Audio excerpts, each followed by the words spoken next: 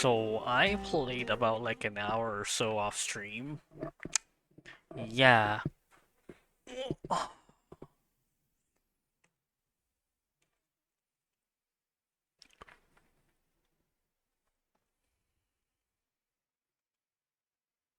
Um, yeah. So now everybody has at least some additional proficiency in other classes. In Daisy's case, she's working on Reaper. And Wesley now has the first slot for this one. So he can always do explosives.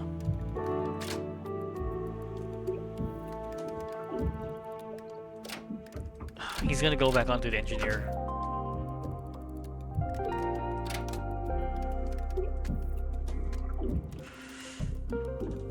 Where's the hole puncher? There's the hole puncher.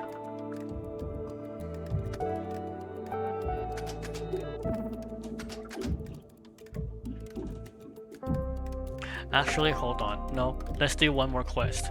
Let's level you up. I want you to get the...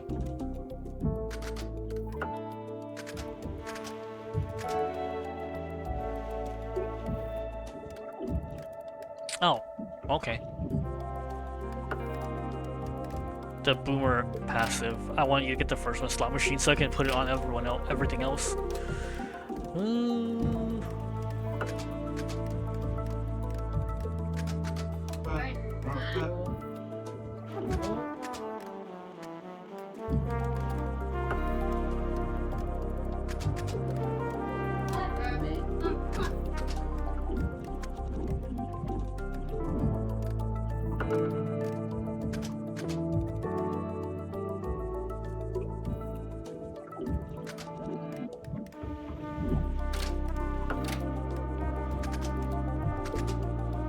You see, now she has 2 damage ups.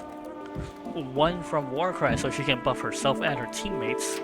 And then now she has also Perfect Aim, which is also another free move. And if she does it, she can go focus. Yeah. Just don't move and shoot. You have up to 3 damage. Okay.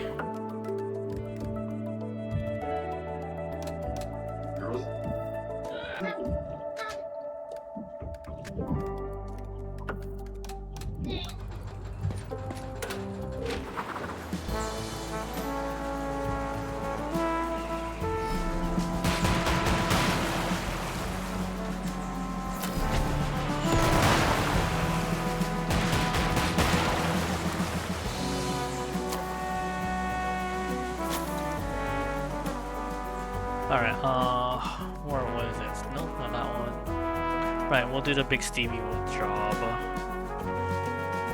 And then we'll do this one, and then we'll hit up the main one.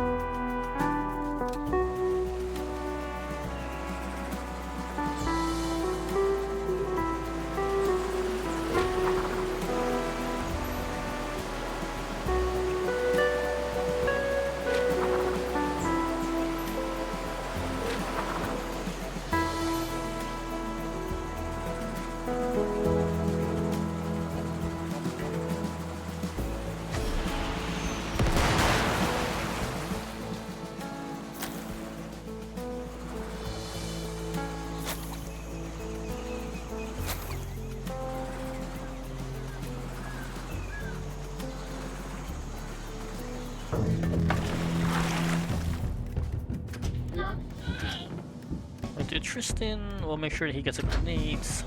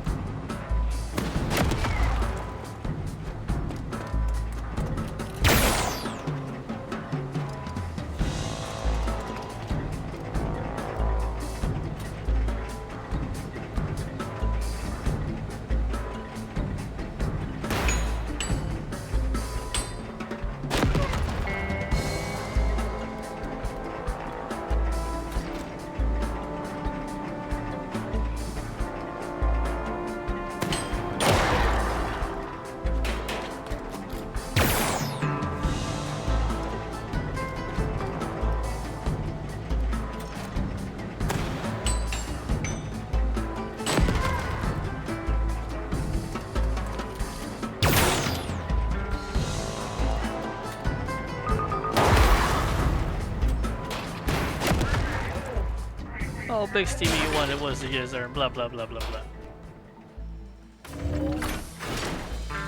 Okay.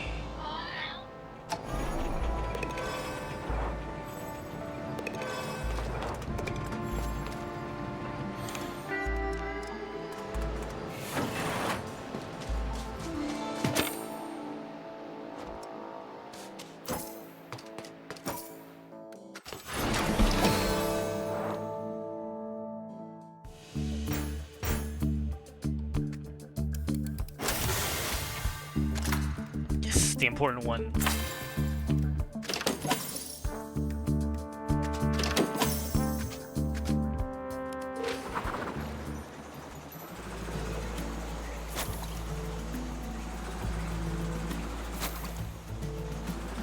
Oh, I could do Medal of Dishonor, huh? No. That one was already tough for me when I had a full crew of doing their normal jobs. It's gonna be even rougher if I decide not to do it.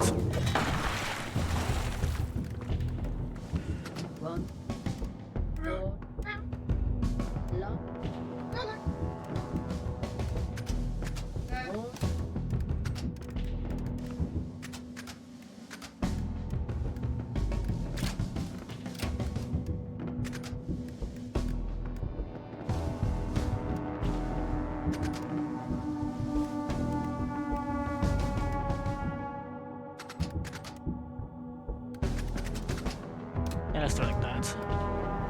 And you... How's your flanker doing? 2? Boomer's level 1. Honestly, Boomer you really want is just level 1. No, you really need is level 1. You know, let's get your engineer. Hole puncher.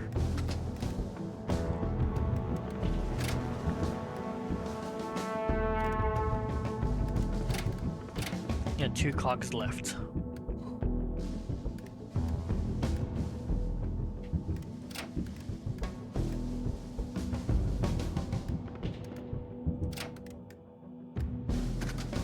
Let's do Warcry, because Engineer is also a really good class just to have as a backup.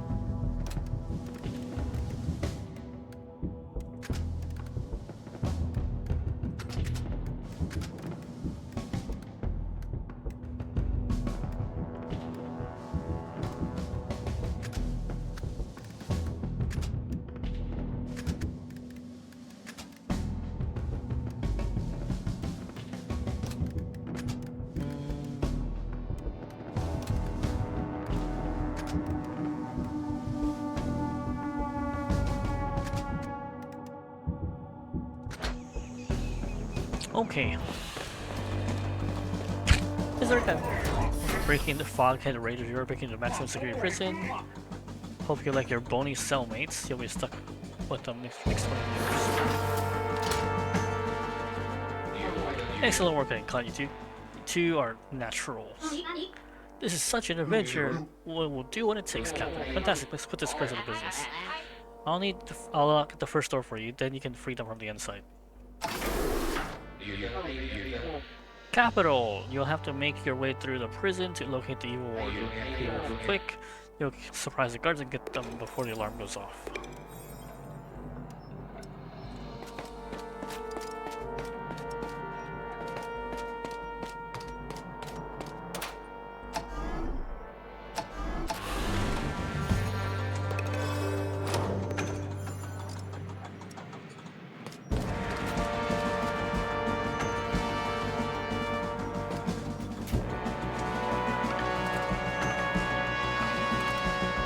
You know what? The enemies of my enemies are my friends. I'm gonna just book it.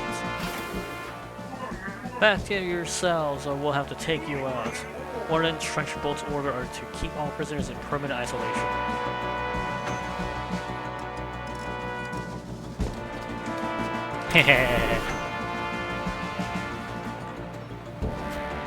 Time to cause a random amount of chaos.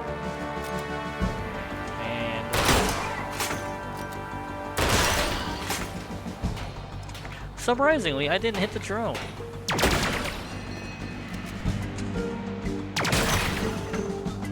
Oh, I probably should have scrapped him. Oh well.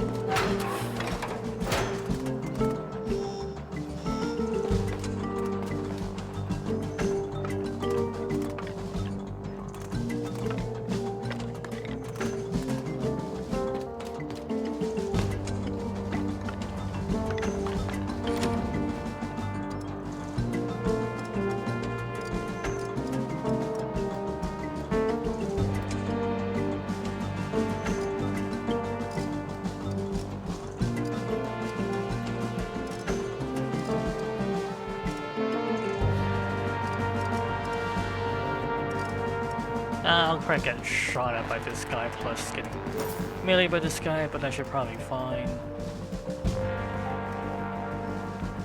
I can't go forward, and that's the problem.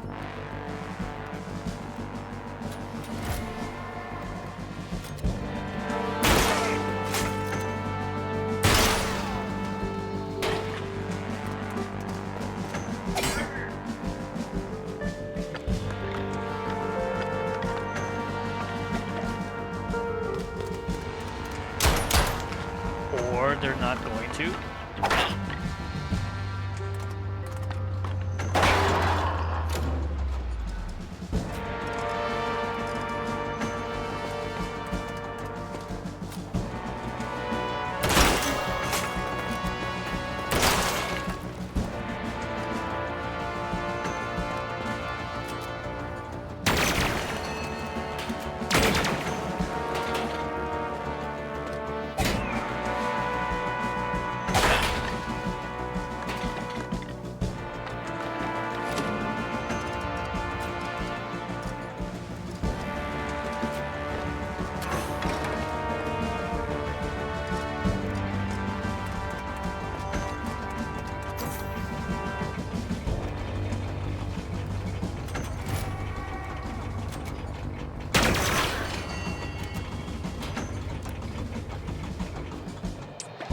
Run for it!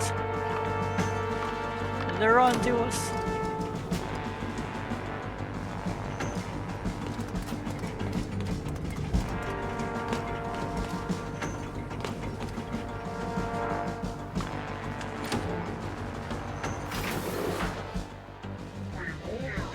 Bots out of their cells, the yearly recreational window is not scheduled for several months.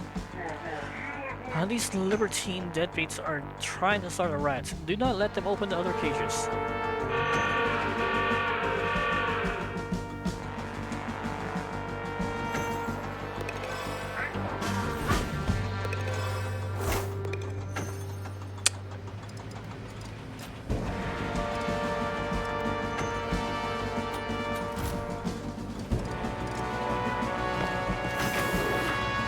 Book it. It's not gonna end well for you, but the tide has turned against you, Warden. By God, what have you done?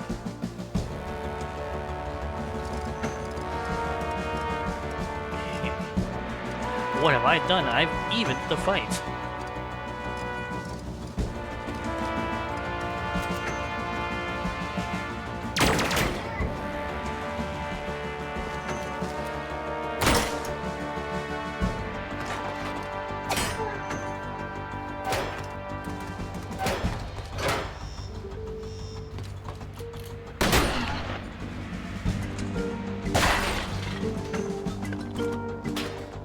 Really?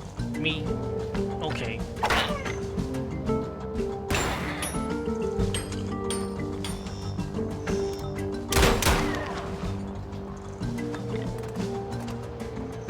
More reinforcements.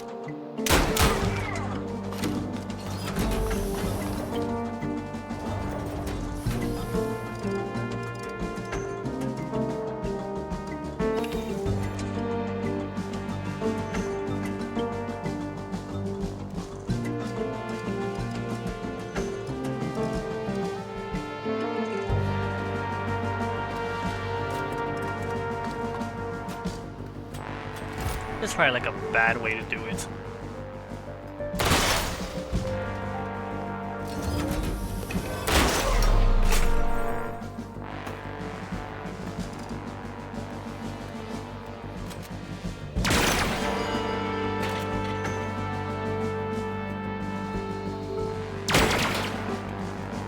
It actually worked.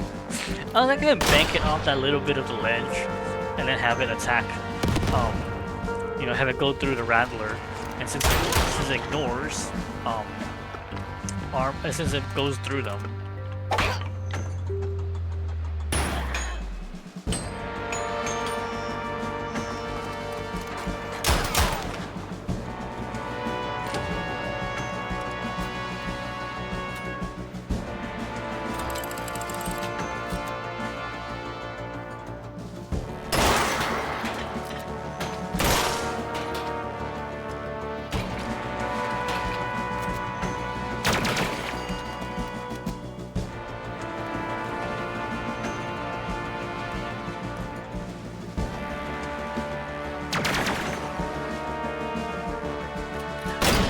By the way, I think the visitor is also in the first game, but it could also just be a reference to the first game. Because there's a specific enemy type that is very much more sci-fi-ish than our protagonist.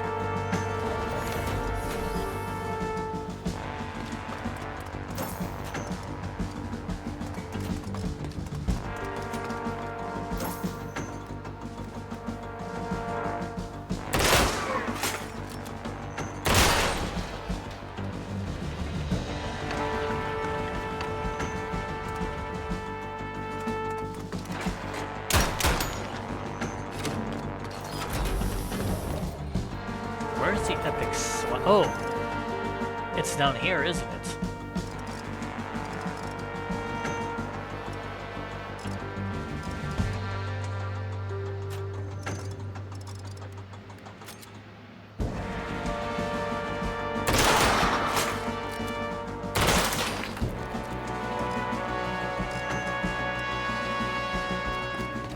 I'm gonna put her there because I don't know if the other guy's gonna climb up or not.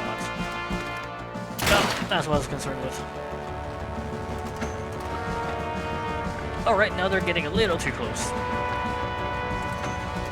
Time to move.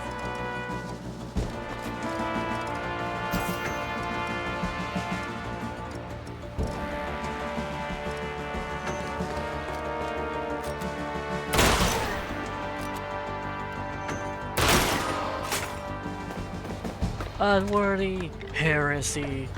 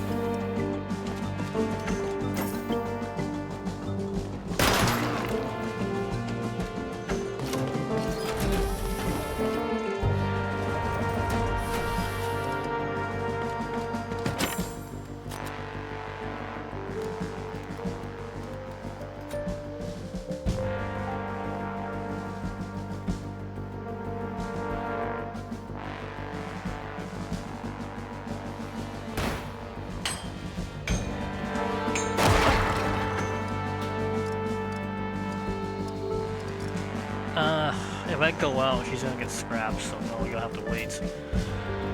Yeesh. Westy's just gonna sprint past the enemy.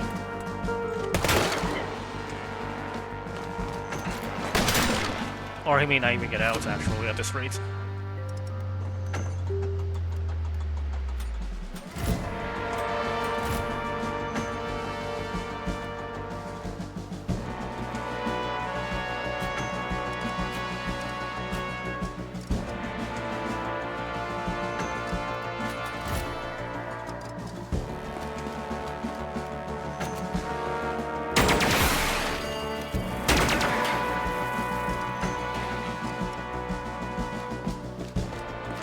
I thought he was gonna have to fight, so I'm like, okay, armor up. Turns out, no. I can just kill shot both of those.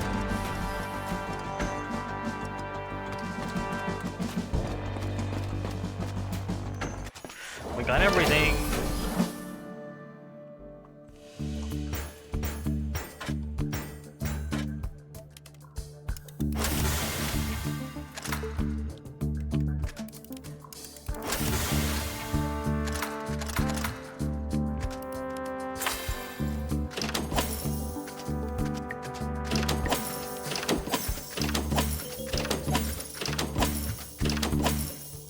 Critical goggles. Oh, plus 50% critical hits. That means headshots are guaranteed crit hits then.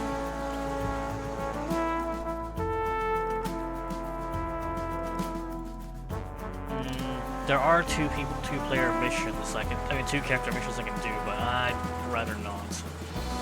Let's rest up and prep for the next day. actually. Hold on.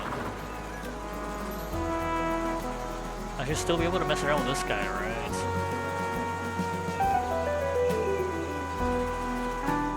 Huh? Where'd they go? Okay, there's one there. Oh, it's over here now. 2 bounty, 3 bounty. That puts me at 12. So that would give me access to that special sniper rifle.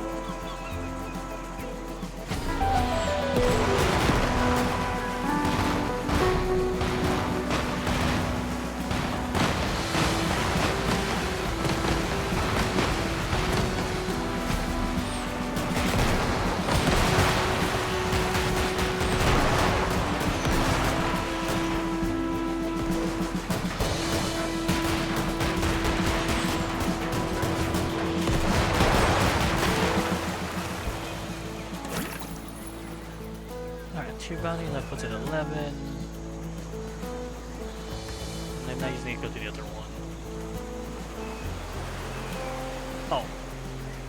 Never mind, not this one.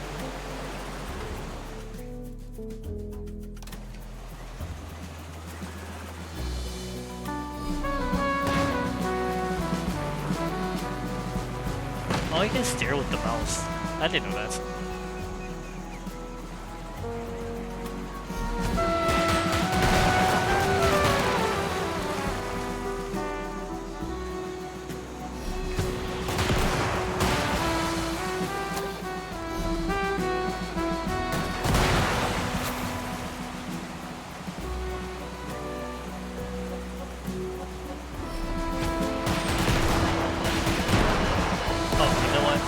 Oh, they bumped into each other and took a bunch of health outs. Okay. Ooh. Alright, well, let me give that another shot then.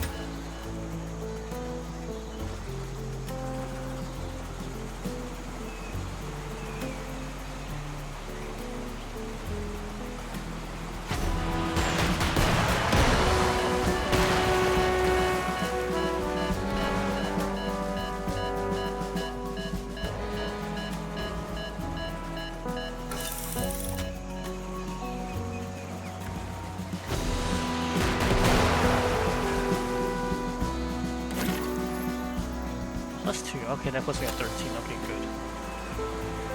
You know what? Since I have 400, I might as well go to Origins and do some shopping as well.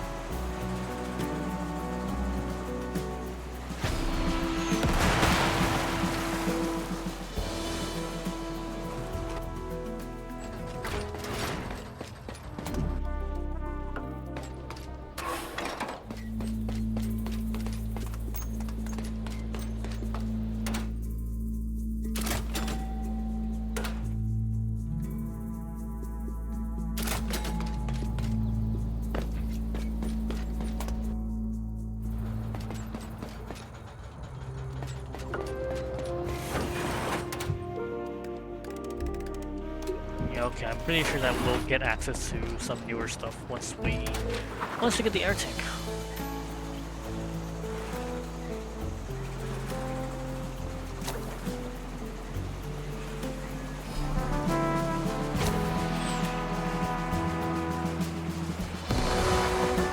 It hit it.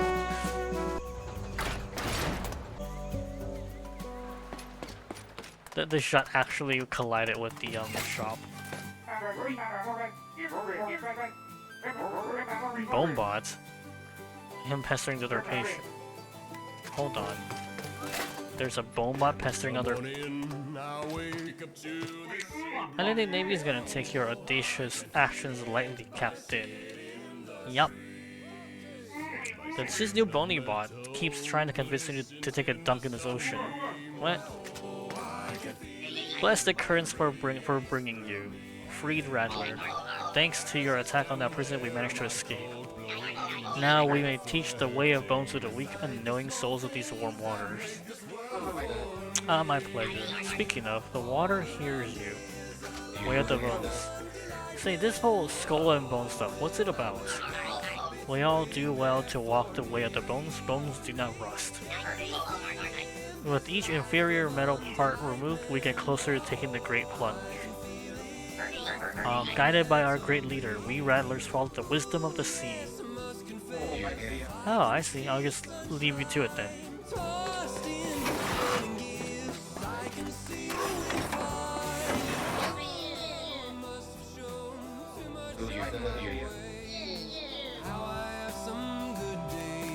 I need to get this one. I need to get this guy Eldritch Beam. 10 turns we're gonna use it again, but what was it? Reaper has one that reduces the cooldown by 1.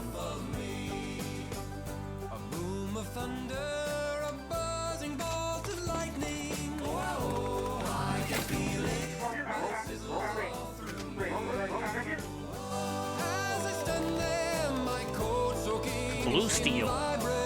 3 damage, piercing attack. Yeah.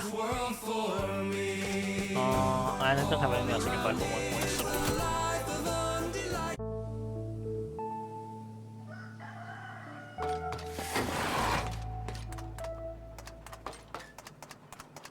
What did this one do? Oh, +2 movement, right.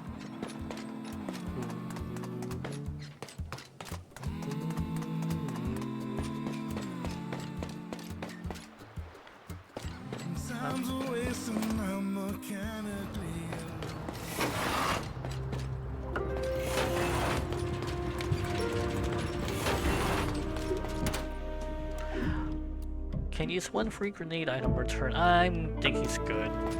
We're gonna put them on their usual firepower. With the exception of Warcry. Warcry gets an upgrade. Warcry really needs the upgrade.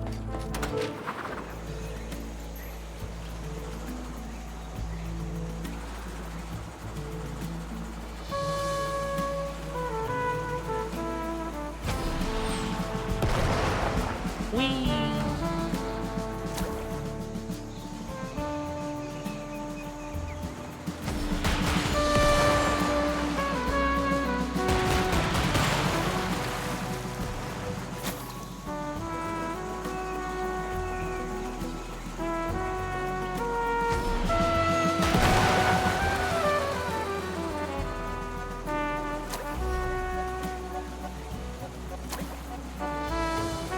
Sunken Vault. Alright, we're sending 4 people in. We need to put people back on their usual occupation. Yes, you'll be on... Oh, do I want you on Reaper or do I want you on Flanker?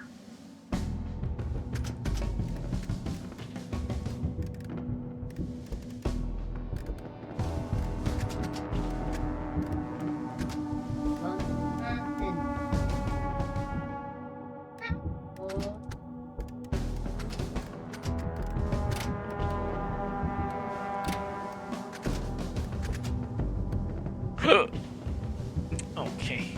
I wanted to rank up one more time, but honestly, that's probably fine.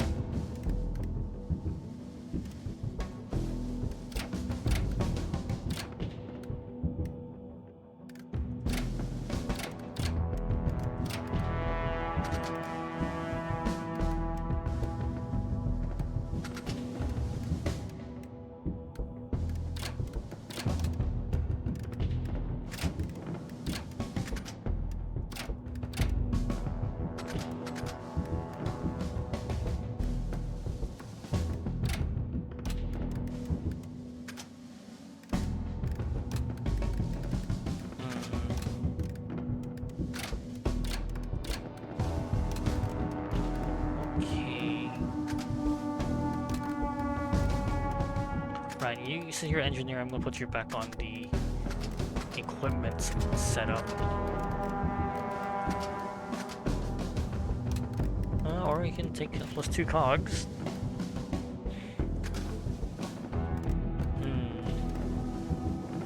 Flanker's got additional movements already. Splash grenade, yes. So we want.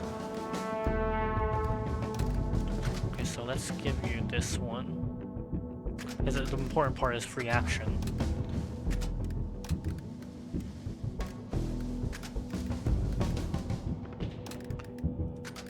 Grenade 2, grenade 1, no, it's just repair kit just in case you need to fix yourself or somebody.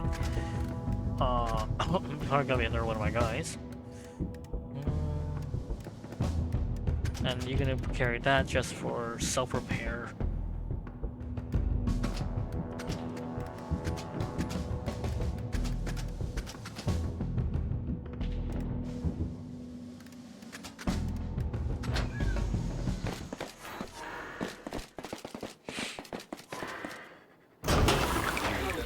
This place seems a bit foreboding. Don't let that slow you down. Head in there, grab us a new air tank so we can make our way to Arctica. You've walked into my trap!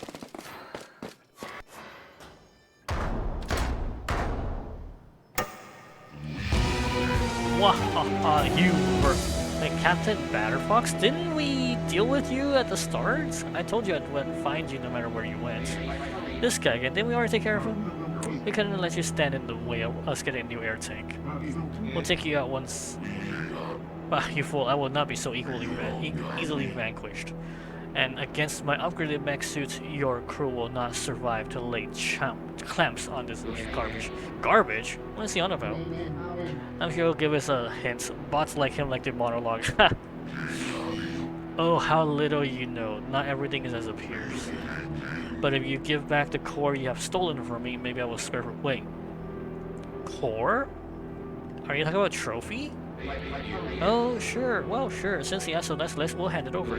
Oh, wait, did he say core? No, I think we'll just keep it. Permission to scrap it. Roger that. Take this fellow out, Captain. You perverted clamps have corrupted the core for far too long. I will tear them from your limbs. No, why is sniper in the front? Hi. Oh no. Navy mech. Navy mech several parts that can be destroyed individually to limited capacities. Top cannon fires fire grenades, back megaphones and bruise the others. Okay. Cockpit protects the operator from critical hits.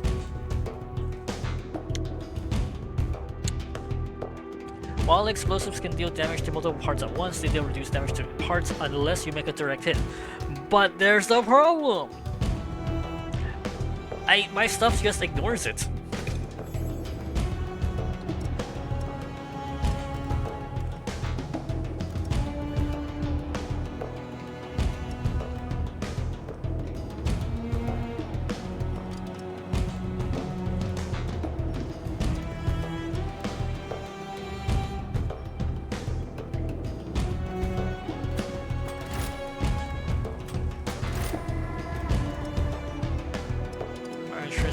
You're gonna move up here first. We're gonna need to clear a space up for our sniper, really. Here's good.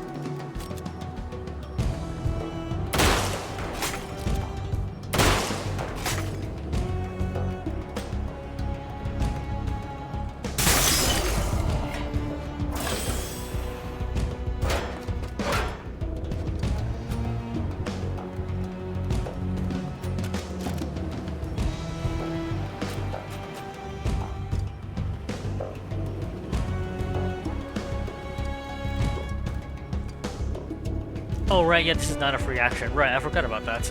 I was like, why am I being forced to do stuff now? I'm like, oh right, yeah, because it's not a free action. That's why.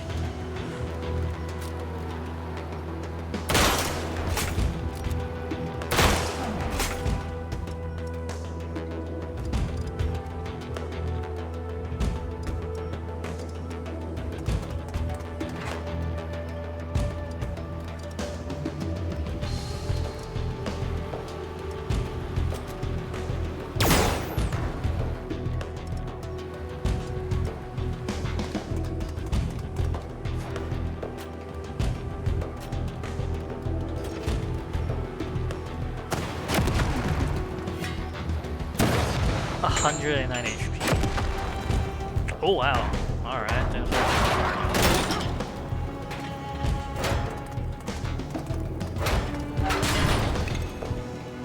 Burning. If a character ends movements in fire or fire spreads on them, they start burning. Burning deals damage, but you can use a stop burning action to get rid of it.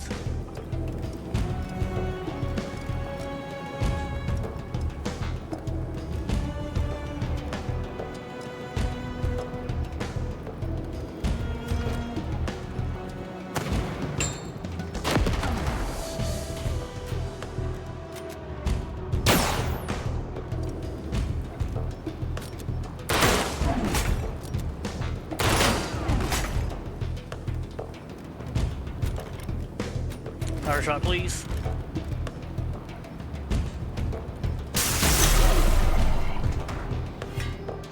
Knock your hat off, bitch. Uh-oh. He's got finger missiles.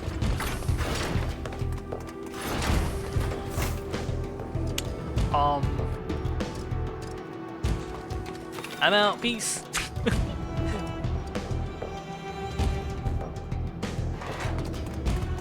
Strategic retreat runs into the enemy even more.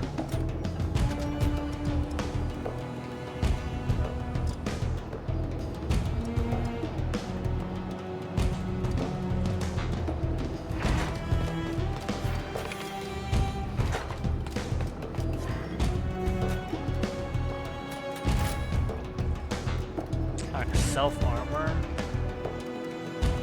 We'll build a cover here. And then we'll do some damage.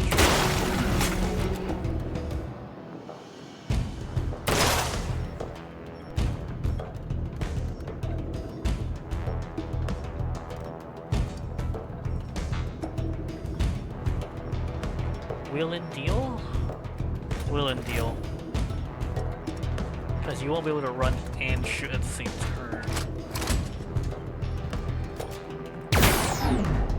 You got lucky, not really. Not really. Oh! Hi! Oh shit, he's quartered now.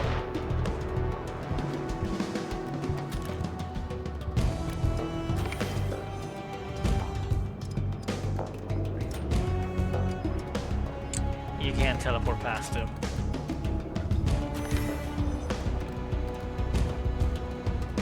Alright, we'll just have to attack.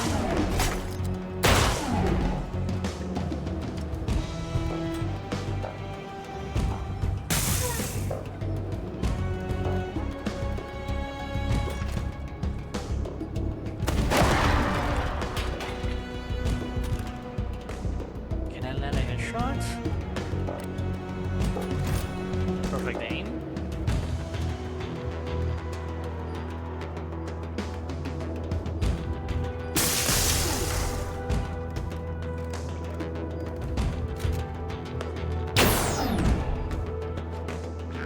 Cretins, I'm just getting started. Oh. Uh-oh. Alright, that move. Ammunition. Oh, that's right, damage. Oh.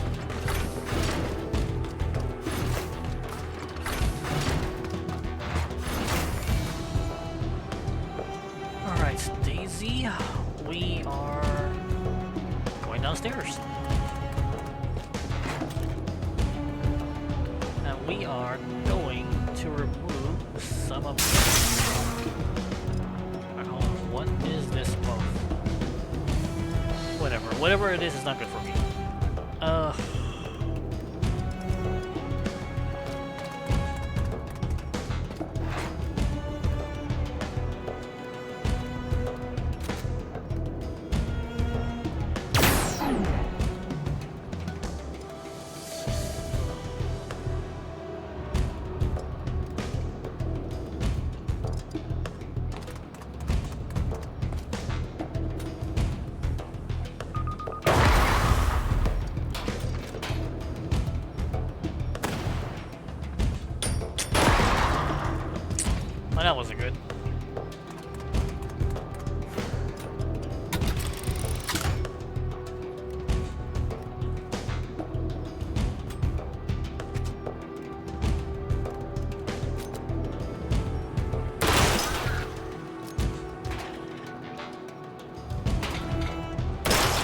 Oh right, yeah.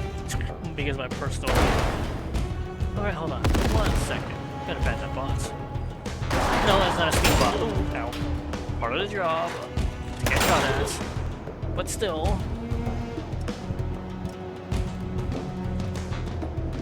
Quick repair pack.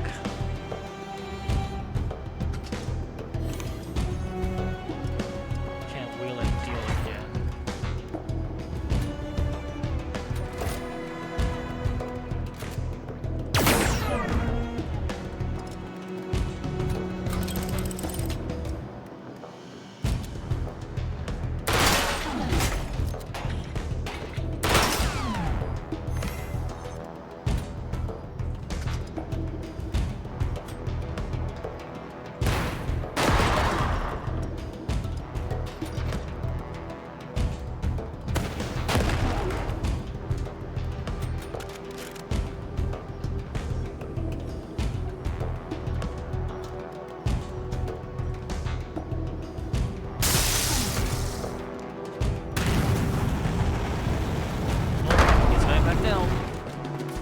It's not gonna end well because he's right in front of his face.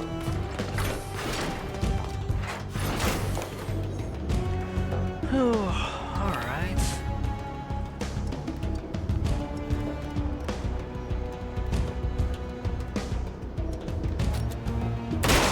So I don't think he's fighting back.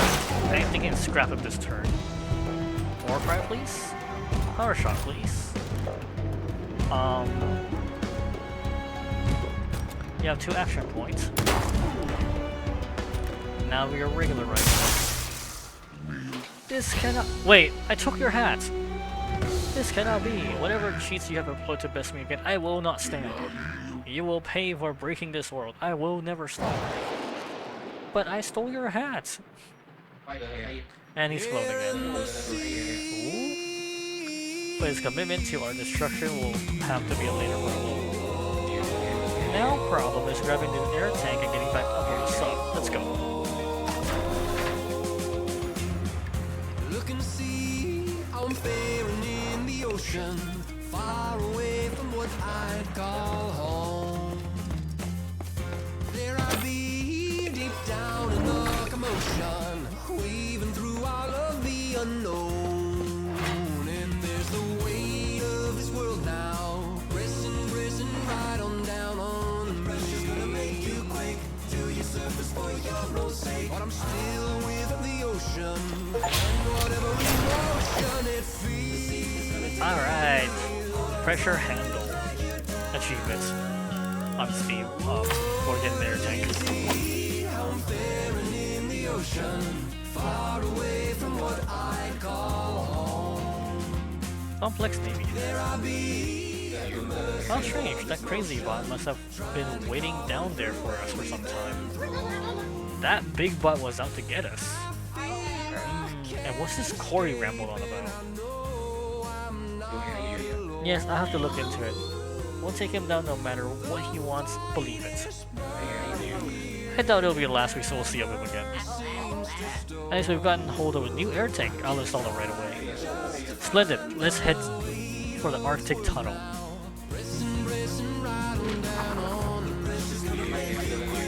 Dive through the tunnel. Yeah, must be really outrageous Navy captain. Here comes the Navy Royal Armada. Ooh-wee.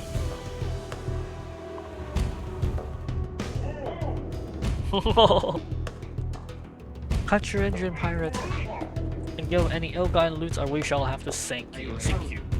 Ah, the air tank is in stock, Quincy. We're ready to dive. Haha! As fun as taking on the whole armada would be, we'll just go ahead and sink ourselves instead. Ooh, the water's too shallow to pass beneath those ships, Captain. Let's take a southern route then. We can make our way north to the Arctic Tunnel from there. Dive, dive, dive! You can now dive your submarine. New location, new loot, dodge surface threats. Only some weapons function, and you have a limited air tank. Looking for air bubbles.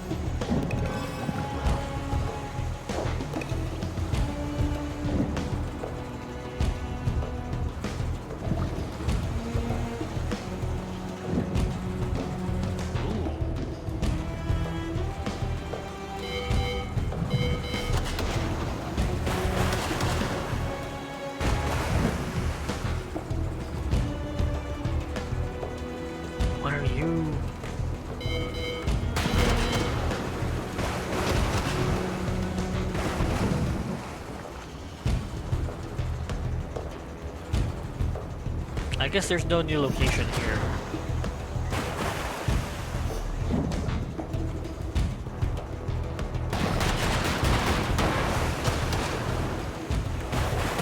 I went too far east.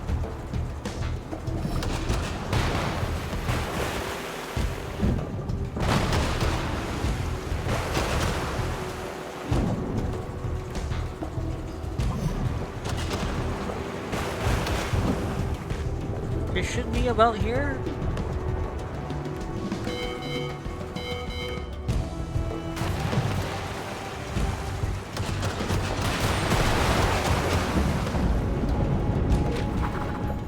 Frozen Fjords. With the Royal Armada hot on their heels, Captain Quincy Liyue and crew execute a narrow escape, the torpedoes of their pursuers collapsing the tunnel behind them. Sights set northward, resolute to avert the water crisis, our captain follows in his mother's heroic wake, delving into the untamed seas of Arctica.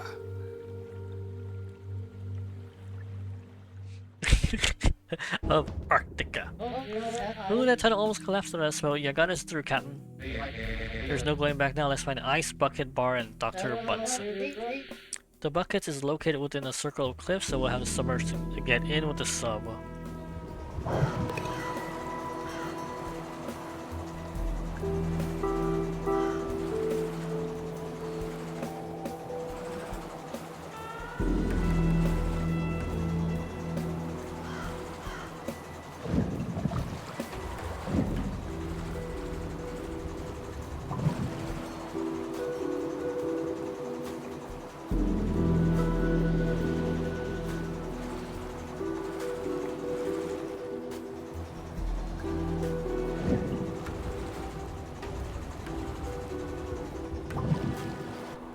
Talk with the bar. Ooh, there's more dialogue here. Hold on. Trophy. I bet you're the core. So I've been thinking about the big bot ambushing us inside of the Navy's secret vault. It's you he's after, right? You are the core he's hunting. I think you're right. I can sense him there when they were ripping the sub apart back at the impound wharf. It was like his presence was dragging me awake. I gotta admit, when you first talked, I wasn't sure it would be safe to keep you around. But now we know it's not, so I'll leave. I don't want to, but I don't want to see the crew get hurt. I'm not a monster. No, you can't leave. I mean, you are part of my crew. You should tell the rest of your mates. I'm just scared they won't want me sticking around. Alright. Let's just wait until we get our bearings in Arctica before we spring it on them. Pulled from the north. So this pull to the north you're feeling, what's it like? It doesn't feel like it's directed at me. It's like I'm eavesdropping. Maybe it's your destiny I hear calling. I don't know. It sort of comes and goes. It's not like I'm worried or anything. But just in case you notice any changes, let me know.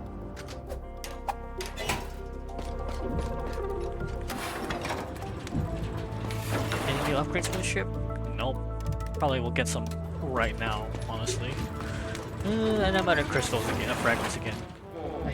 What a great day to be out doing good, haha! Great to see you boosting spirits, Captain. Even though you're likely facing the greatest challenge of your life. Oh, don't worry, Quincy. If fate demands it, we should all go down with you. Bound by honor and duty. Wonderful commitment, Wes. But what about honoring each other by surviving instead? Oh, Captain, you cannot live when you're promised to die. I have a bit of a question about his fixation on dying, but okay. Gonna need me to call the whole armada to try and catch us. Not half bad, Junior. Haha, glad that my budding infamy can be of use. I'm finally seeing some of that Kraken Bane glow rub off.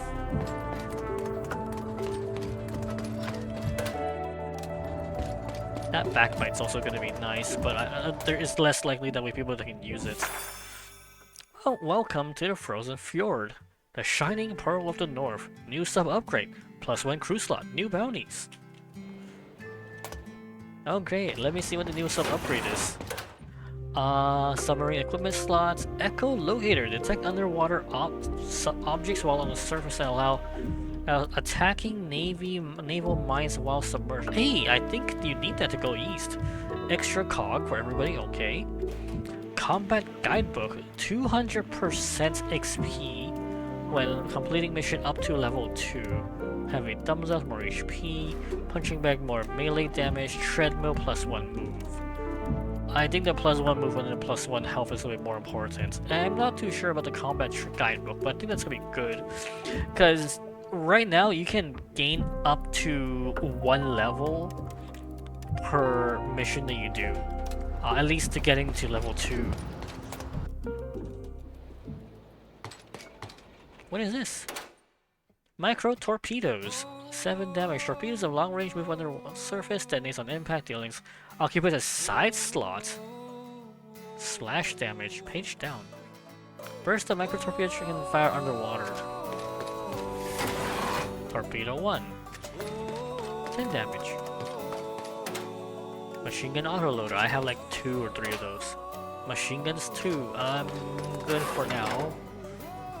Oh, crit classes. Scope +1 aim.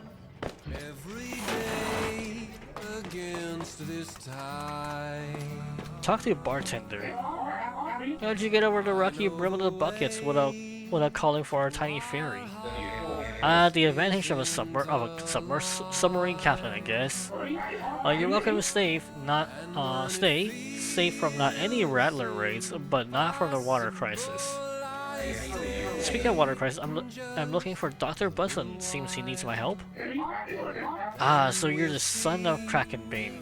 Bunsen has excitedly talked up your arrival. Our bond in Arctica still reveres your mother, young Leeway. You'll put a stop to the rust. That's what we call the sickness spoiling the water. It's salt water. You have to purify it. And maybe stop the Rattlers from robbing us blind and the Navy's warmongering. Yes, and what about Dr. Bunsen? He's an odd duck, but smart. Calling for the help of a Leeway is a wise move, Hork. Hork! You'll find a duck upstairs.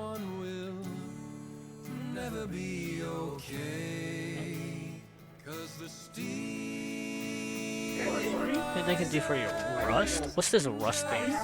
Dr. Bunsen's been collecting samples for days, but can't find any trace of it in our water. But one thing's for sure, there's something in the water that makes us sick, giving us a rust. It corrodes our innards and made us rust away. Joints will slowly start to swell and your hinges will lock up. It's an awful thing, it is. But since no one's found anything substantial, some bots say that there's no reason to worry at all. I do wish that was the case. Rattlers. What are the Rattlers? Haven't they already tried to get you to join them? All you have to do is take a dip in the sea. If that don't snuff your furnace, you still have to switch your metal for bone to be accepted. I wonder how they manage to keep growing their numbers. There's even a couple of these crazy bone bots northeast of here challenging folks to duels. And now the thing is giving them credence by parleying with them.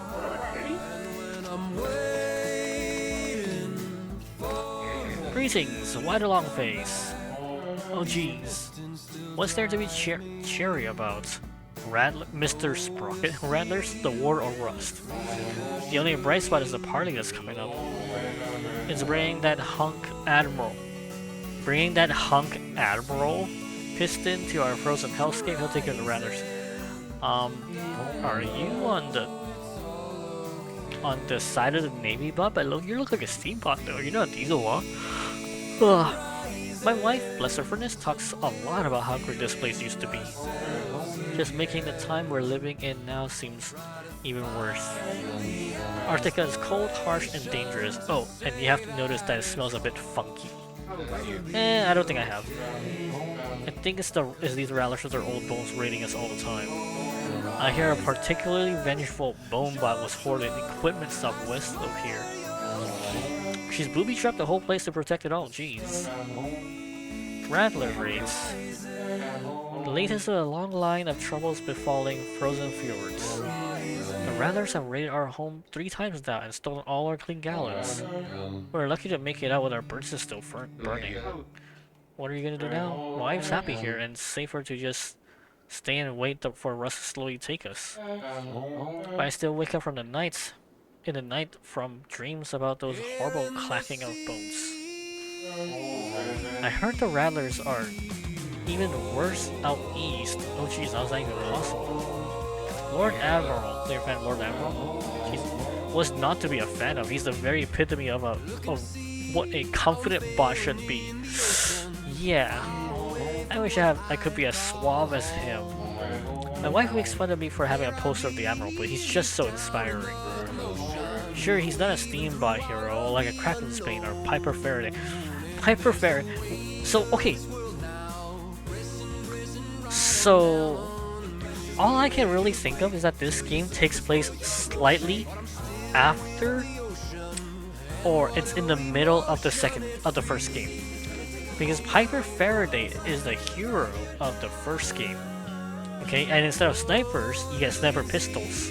But they run the same principles. You know, you get a line of sight, you draw a line, and you do reload after you fire, and you can't fire and move in the same turn. Okay. Now, that's Piper Faraday. Earlier they mentioned that, not earlier, but early in the campaign, they mentioned that Piper beat the Red Queen. The Red Queen was the halfway point of the first game. Yes, it's only halfway point. Cause the game extends further beyond that. You go and discover a new set of enemies, called a Vextron. And they're like, we're here, you freed our scouts. Now the scout will go and wake up the rest of the armada and wipe out all of Steambot kind. And we're like, oh shit, we made things worse. We took down the queen. We basically stopped the diesel bots from taking over. And now we actually find out that there's more to this. And now we have to deal with Vectrons, which is even more technologically advanced. They actually have like mechs are like half hoverboats, hovercrafts. So they're like drones, but they have actual guns in the upper body. Yeah, diesel bots don't have that. So and I do believe Rattlers exist at that time as well. So now I don't know if the Vectron is going to be coming back for this one, or if they're going to have a different final boss, or maybe the Royal Navy is the final boss. But that's Piper Faraday and her exploits. Yup. Alright. Confident, suave, and inspiring. I can't wait to meet the spot. You want to discuss some more trouble? Nope, we're good. Right, you have increased movement speed and the other guy has tank. Wait, is this Bones? Shotgun Mark III. Handgun Mark III. Sniper Mark III. Oh, maybe it's time to start upgrading now. 15 points? Okay. 30 points? Wait, 33 points.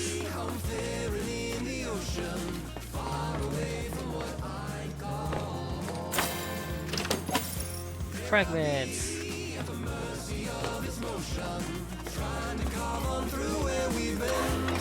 And who are you? Miss Rockets. Oh, that was the other guy downstairs. Howdy do, Sunshine. I guess you're a stunner, judging by the chipper vibe you radiate. Our wonderful Northern Sea has a way of suppressing that buoyant spirit of some bots. Like my precious husband downstairs, though he is at his happiest when he's miserable. What? But hey, if you don't want him bringing you down, just get him talking about the Lord Admiral. Thanks for a tip, ma'am. If I could only make him see Arctic through my optics. I even find the Rattlers interesting. They're holding some sort of seminar on their occult technology southeast of here. Isn't that fascinating?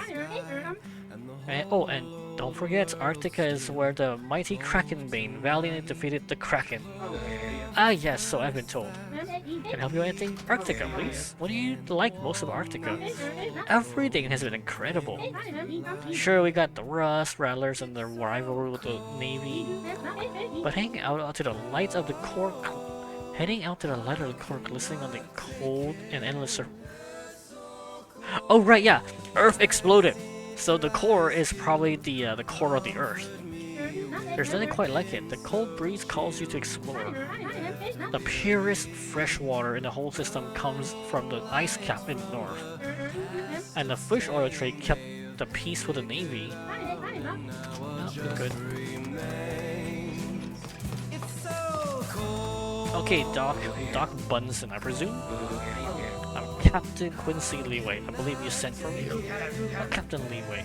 I'm so happy to see you made it here. With a Leeway by my side, my life's gonna be a lot easier. And what exactly is it I can do for you? Well, as you know, I'm trying to study why our salt freshwater is going bad. I need to find the cause for the sickness the locals call rust. But the war between the Rattlers and the Navy is making that impossible. The morons are only focused on their territorial squabbles. Ah yes, sounds like quite the pickle. Indeed, but now you're here, I'm sure I can get them to listen to reason. They're holding a parley near here, and I must join you to talk some sense into it. I'm sure someone like you can help me out with that. Exactly how would I go about getting us invited to this party? I've got a plan, I'll tell you more about other stuff, just let me grab my stuff. Alright, I've always wanted a science officer board.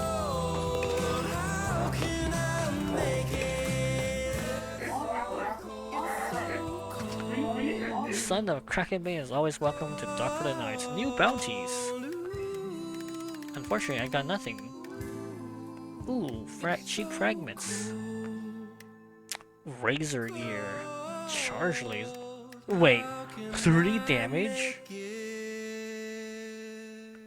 Laser weapons focus energy non-stop at the target. Most laser typically deals damage continuously, can't fire underwater. Oh, never mind. It's ship equipment. Oh, repair kit 4. 2. 4 HP. That's good. Look and see how I'm faring in the ocean. Razor gear. 5 points. Oh, it's a wrench with an axe attached to it. Attacks do not end your turn, but +1 cooldown on charge. Action, charge. Whenever an enemy hits them with a melee attack, range is twice your movement. But I'm still with the ocean, and whatever emotion it feels. We're just gonna end day, because there's nothing to do. Later aboard the sun. Yes, this will do. A crew and a vessel worthy of a legendary hero. Wait, hold on. Are you even a steam bot? I'm not seeing steam coming out of you like most of us are. And you're not like Edna with an open furnace on the chest. What are you? This bot seems to have us pegged, Captain. Well, we're the best you'll ever see. You are exactly what I need to get to the parley between the Navy and the Rattlers. You just want us to give you a ride? Any old bot could have done that. Yeah, I want to convince everyone to start worrying about the water going bad. And a parley between the Navy and the Rattlers is just a thing for that. But it won't be safe, so I need you and your skill crew to guard my back. I've got the right bots to the job. Sounds easy enough.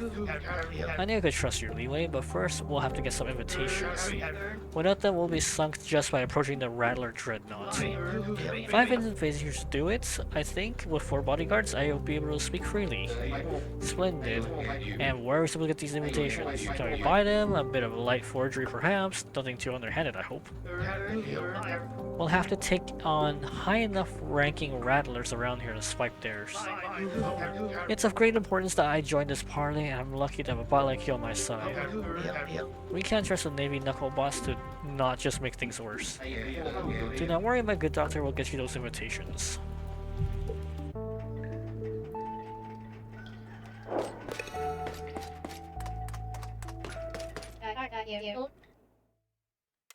Right, you're +2 movement.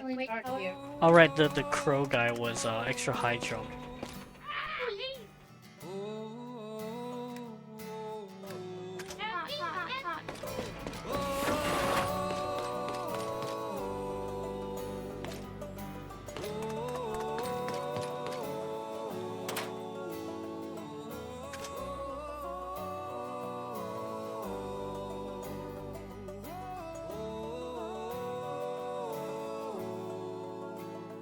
Take a chance every day. Okay, so I think my current one is technically still better.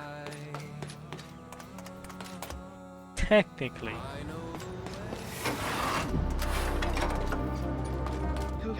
It's good for sure that you have received my letter, a long shot that worked out nicely. All that words about my exploits down in Caribbean reach you all the way up here. The Leeway name carries weight in Arctica. When Kraken's Bane Kid takes on the Navy, you'll hear about it up here. The world needs a hero like you, and I need you to bring some peace so I can study the rust. The numbnuts at the party will probably just be squabbling, eh? We'll have to make them see that their petty wars meaningless in the face of the water crisis. Then we'll better get out there and get a hold of those invitations. Hi, and we tried to install a new pressure system so quickly. It was easy enough. Lucky I got us through the tunnel here in one piece. Now we'll be on to your hero business. That's the way we can find this part. I don't know much about the Rattlers, but I know the navies can't be reasoned with. So I have no idea what Dr. Bunce is trying to accomplish. But he's handsome and all, but he's just a scientist. So he kind of has a theory of things to be of any real use.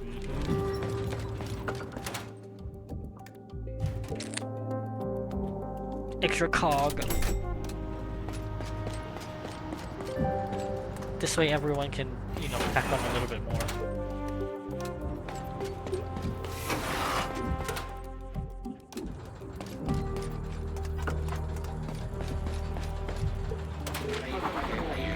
When we do submission, we should be able to find enough invitation for the party. Let's get to it.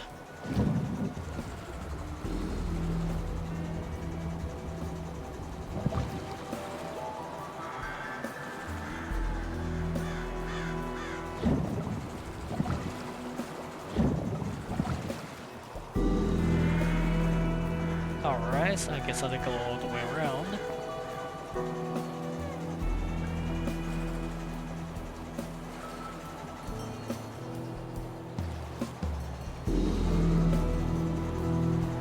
The water here is too shallow.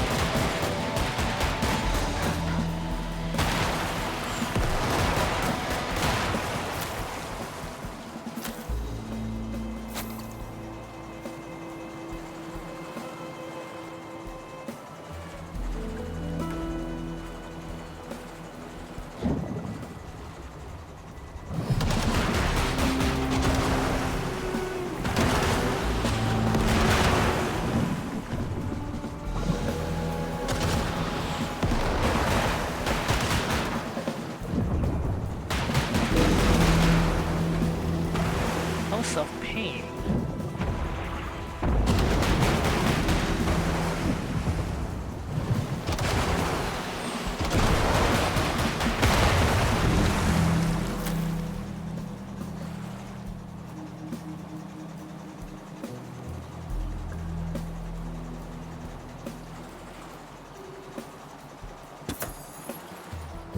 Anything else? Ooh.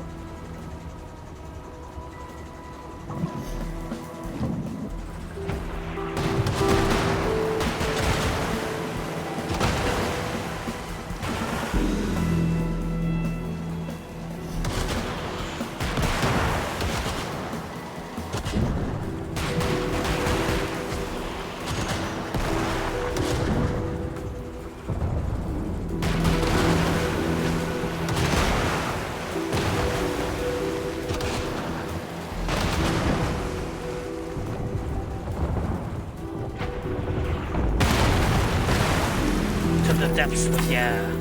Ooh, Big B, rare boomer cannon. Oh, it's got increased explosion radius and increased damage. Okay.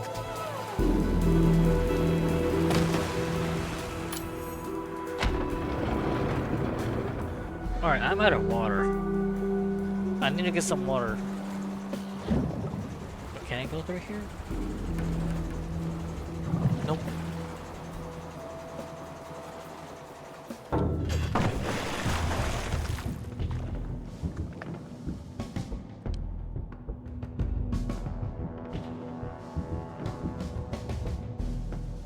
Okay.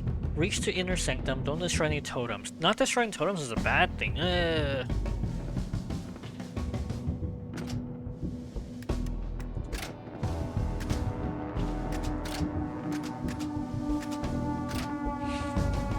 Not destroying totems makes it harder.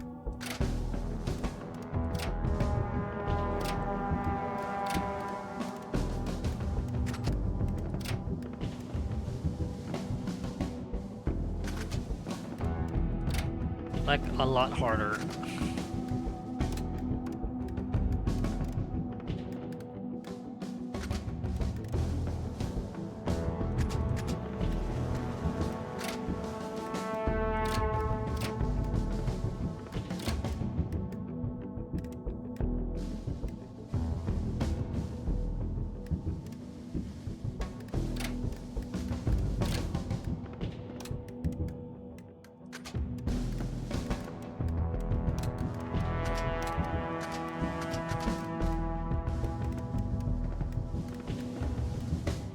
Okay, nope. I'm gonna get some water first.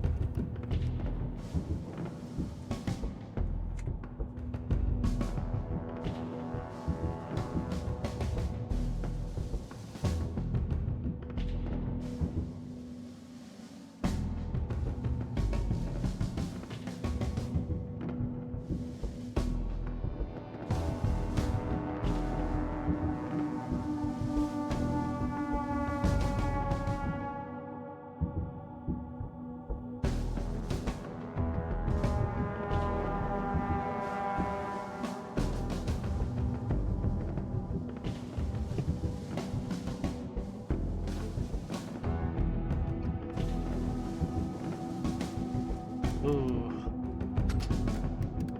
You know what, while we're at it, let's put you on that. Yeah, this way we can start working on your other stuff. We get the war cry. We want to get the wide radius, honestly. That's an important one.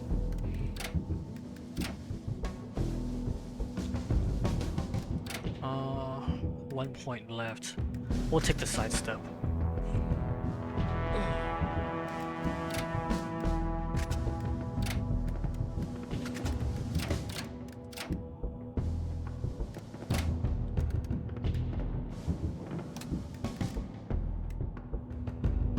Okay.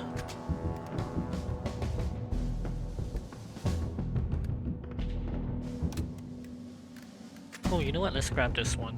3 damage, but it's pretty much guaranteed free damage. Ooh-wee! I heard some real strange stuff stored on this Rattler base. And apparently the Rattler who runs this place has booby traps everywhere. I'm sure your Brave Boss will be able to nab anything worth a thing as long as you're careful.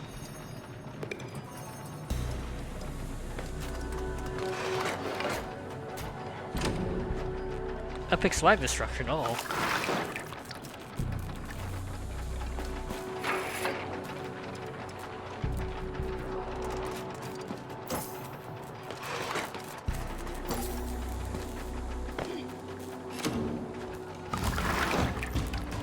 Jesus fucking Christ, there are so many totems here.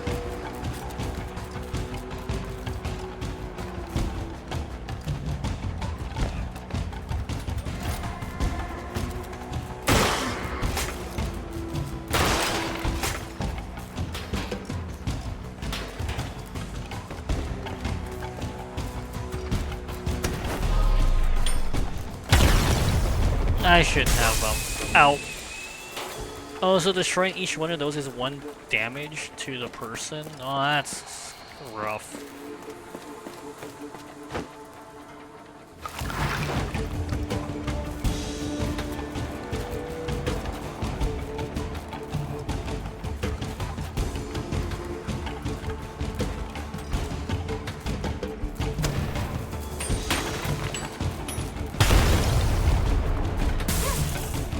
Oh, it's 3 damage regardless. Okay.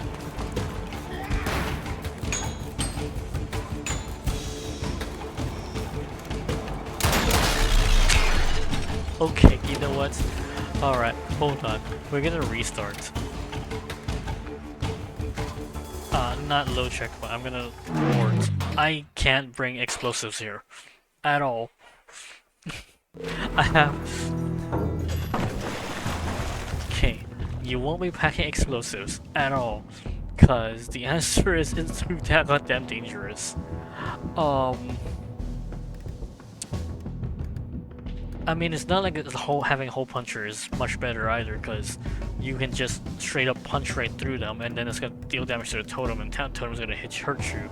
So, alternative melee?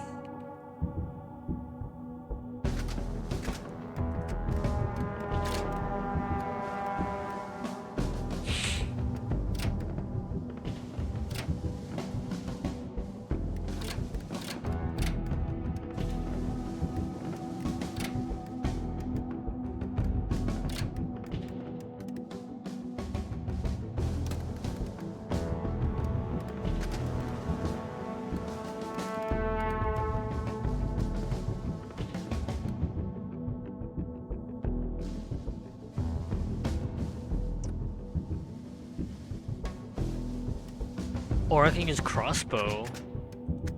Crossbow prevents you from your bullets from bouncing. That's gonna be like the main saving grace for it. Yeah, sure, why not? Let's give this a shot. Another shot.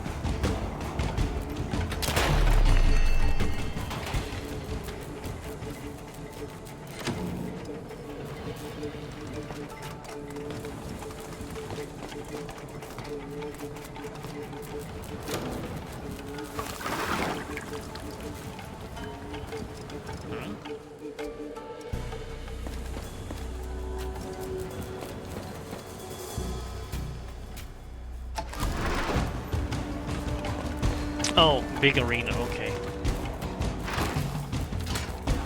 Wait, they serve as cover? Was a pair of sweet agony enthusiasts entering my palace of payback? Indeed, villain, hand over your stolen goods. You betcha, we're here for your loot. Whether you're here looking for suffering or not, I shall bestow it upon you. Get ready for some pain.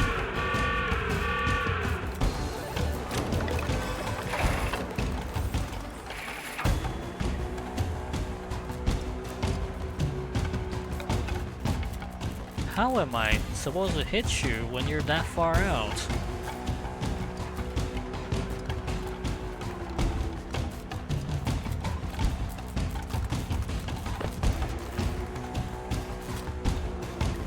I can't do that. Let's go cover.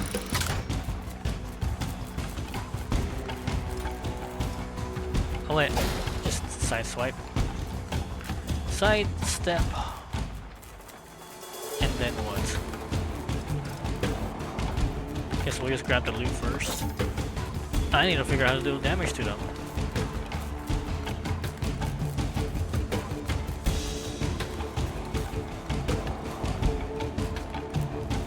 Because these totems pretty much have only 1 HP. Oh great. And they have 30 HP.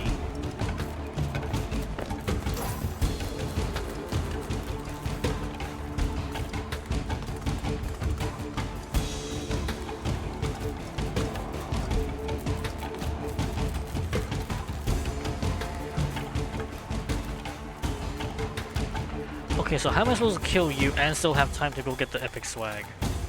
No. You're just gonna wait. There's no...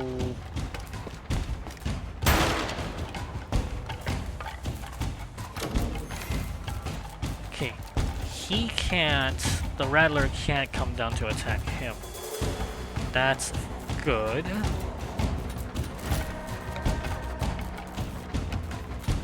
We can't do the grenade. And that's a totem.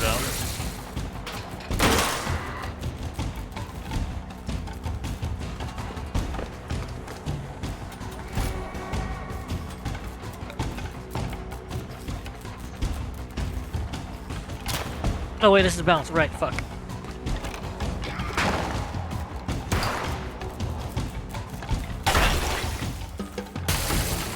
Right, so he destroys it. Well, I don't know if the enemy destroys a count or not. Because this is the first instance that someone has destroyed it.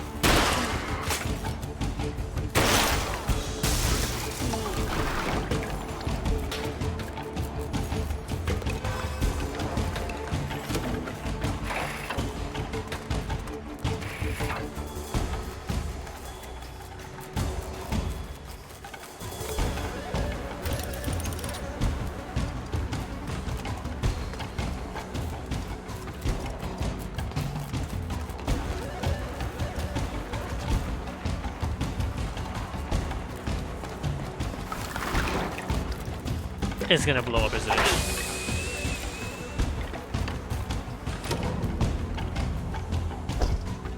God damn it. Time the big swag was destroyed.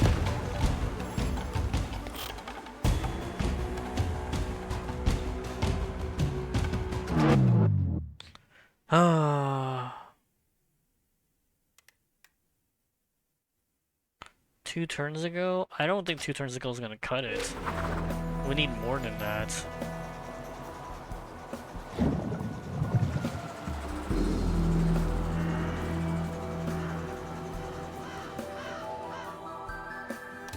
Okay, well, let's check out the other locations I can hit up then.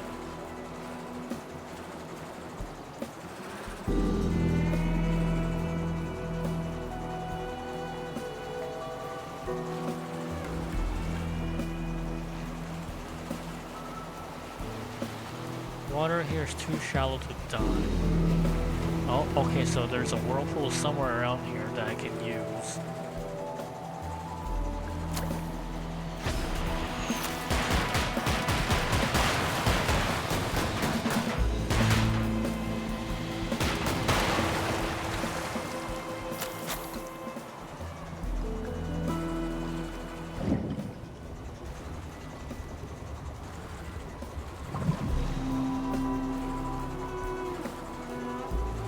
bomb fridge.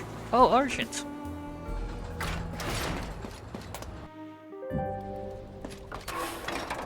What you got? Extra health for the sub. I think this is speed. And then crystals. How much is this? 10 for 500. Alright, what was this thing? Jetpack plus 1 movements. Allow for higher jumps. Warm gauntlets. Gloves. Plus 2 melee damage. Plus 2 to armed and unarmed. Immunity to the damage inflicted by chilled or and frozen. Discharger. Rare flak shotgun. Splash damage.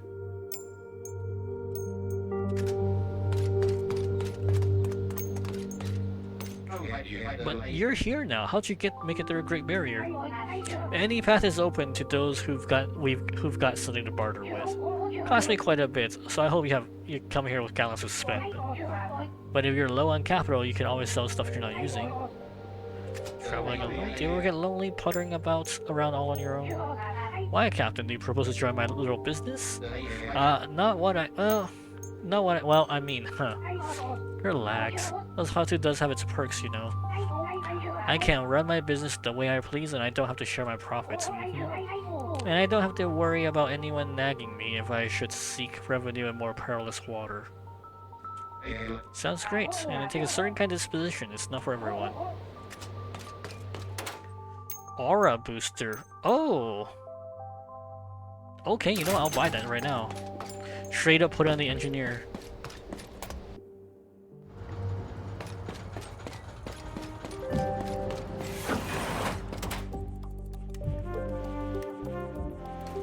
Let's get...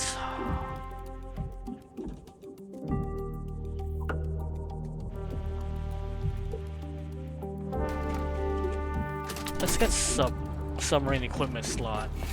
Because I think I remember seeing a turret that I can get for the submarine. Top turret.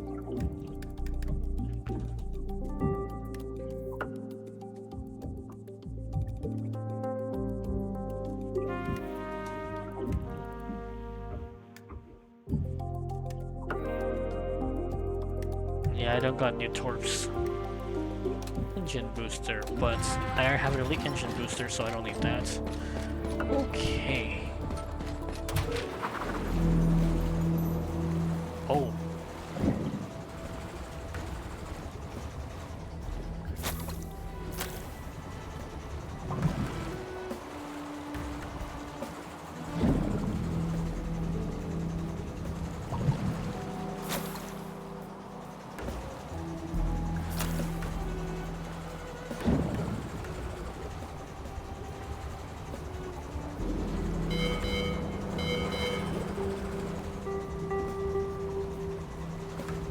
Oh no.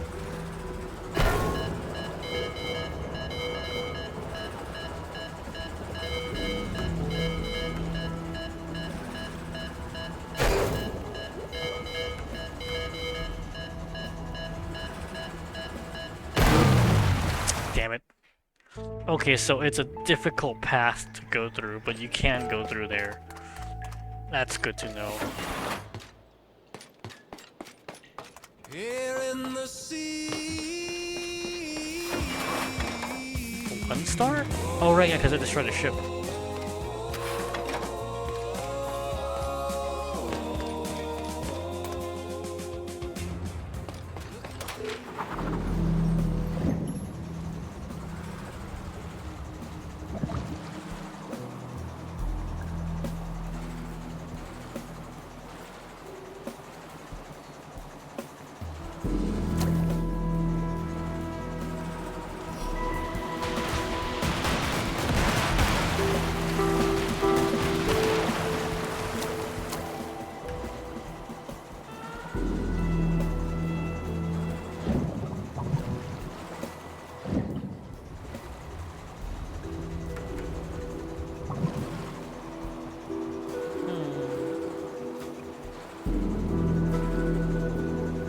The bomb fridge.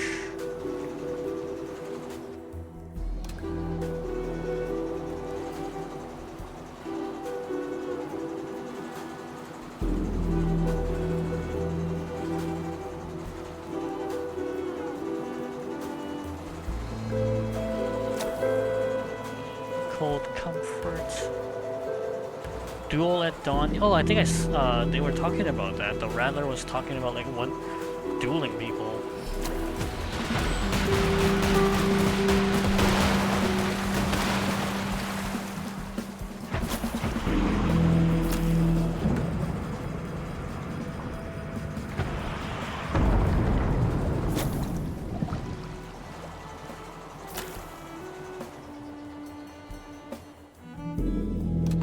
You know what? Let's clean up this cloud in between here.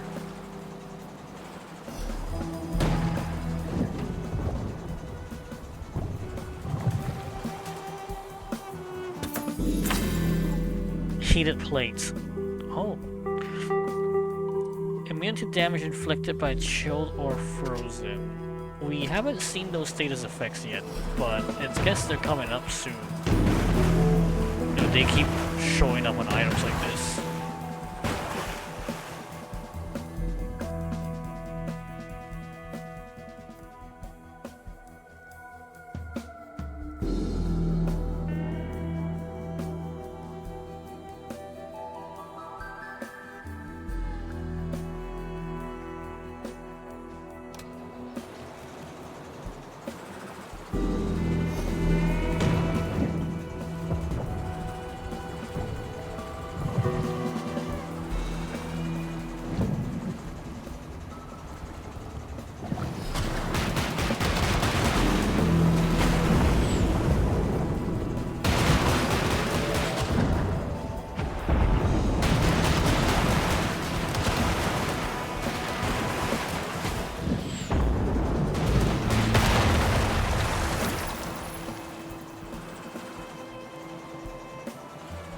I'm gonna guess those are like the Rattler response. Of Hera, Bruder Brothers have made claim to this small tower and open challenge. If they lose, they leave this place never to return. Send in one of your gunslingers. Save the local fisher bots from these terrors.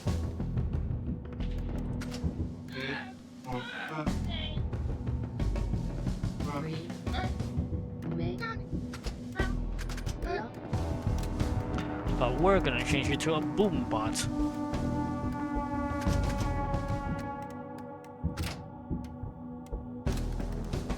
Probably.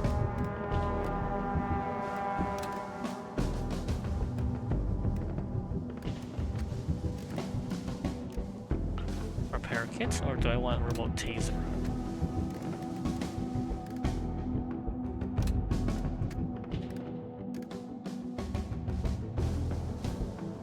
Yeah, I think we're good.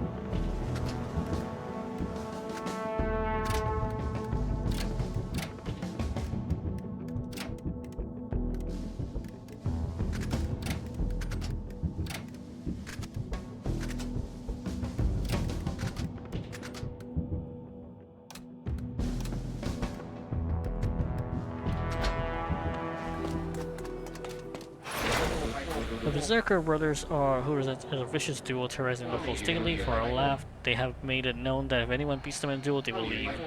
The local fisher bots haven't had much luck, so we'll show these bots real opposition.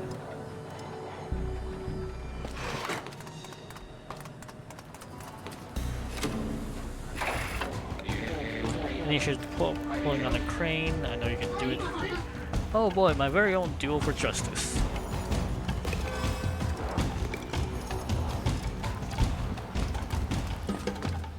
Okay, so now the map has ice on it. I'm guessing that's the whole chill damage. 2 machine gunners? Okay. But you break brother from Big Nap, bad news for you. Correct, sweet brother, this fool has disturbed my slumber, so prepare challenger for you shall be dealt with most hastily. Lucky Kevin, get to fight again, together with Big Brother Scully. Looks like they have some kind of assault rifle. 13 HP, I can probably just...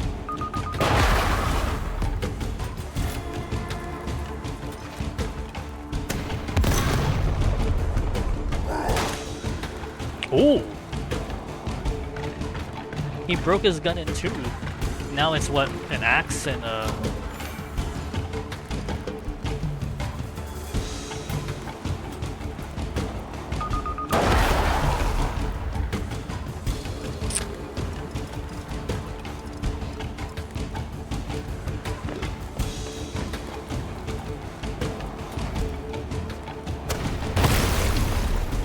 Oh. No, sweet Kevin!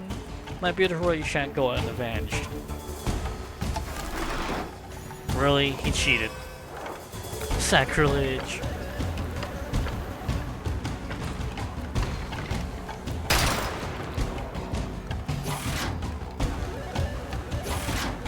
You know, maybe bringing in explosives was not a good idea. Shit. Oh.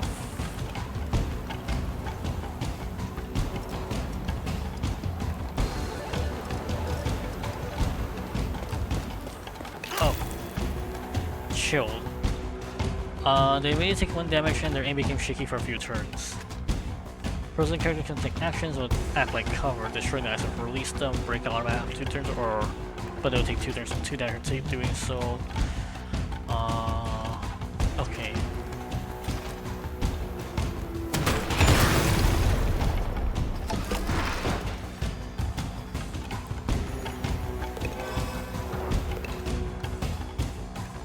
No, we haven't collected any of the swag yet. On all the swags on the left side of the map too.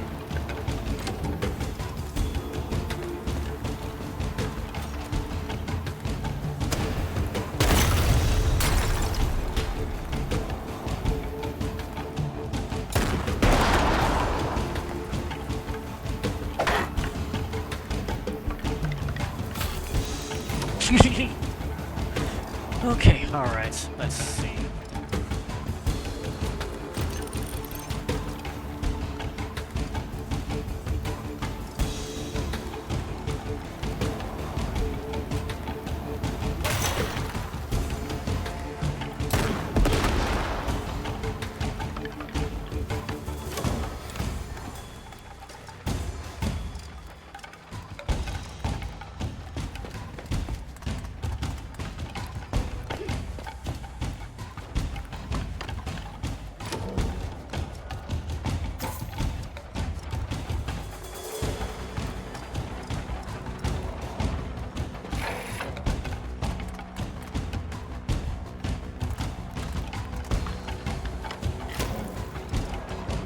Gotta do the turn on this turn.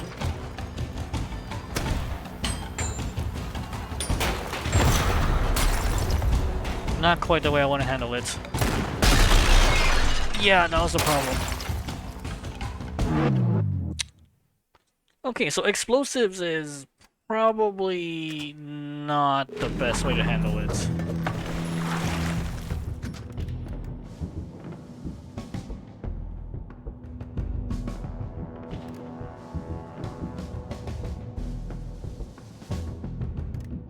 Hole puncher?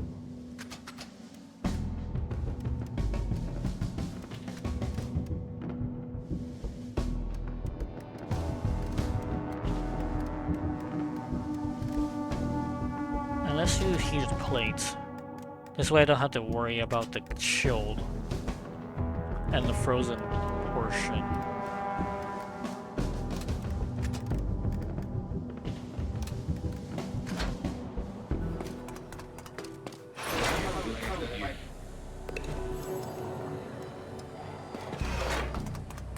Oh, I forgot to bring all of my other stats. Oh well. Maybe going to be okay? Question mark?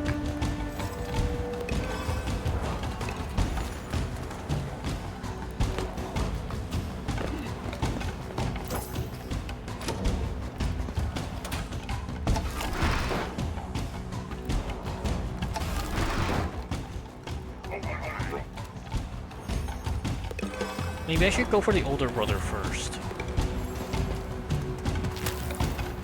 Oh, I'm immune to damage, but doesn't mean I'm not chill.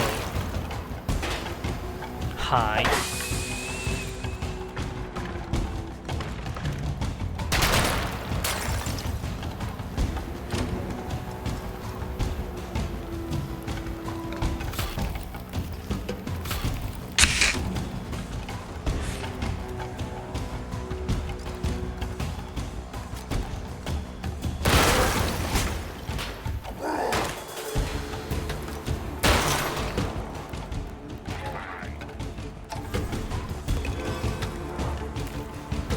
so I still can't avoid the effect, I guess.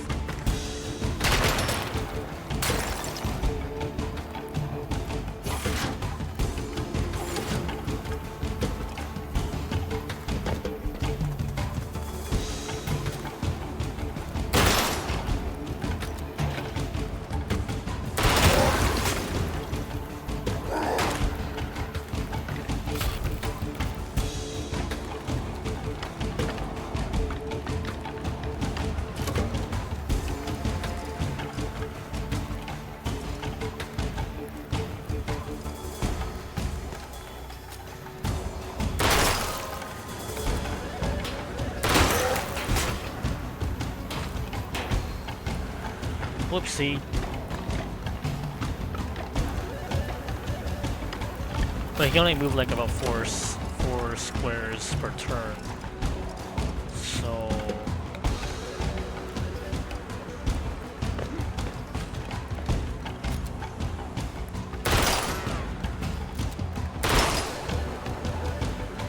well, or more than that. Okay.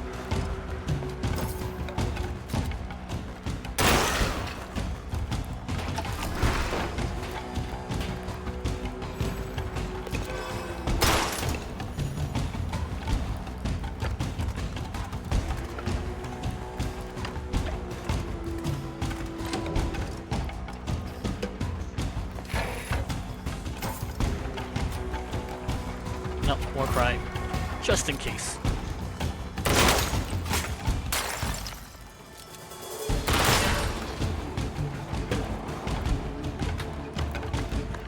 Alright, gotta get the epic swag and then regular swag. Yoink is right.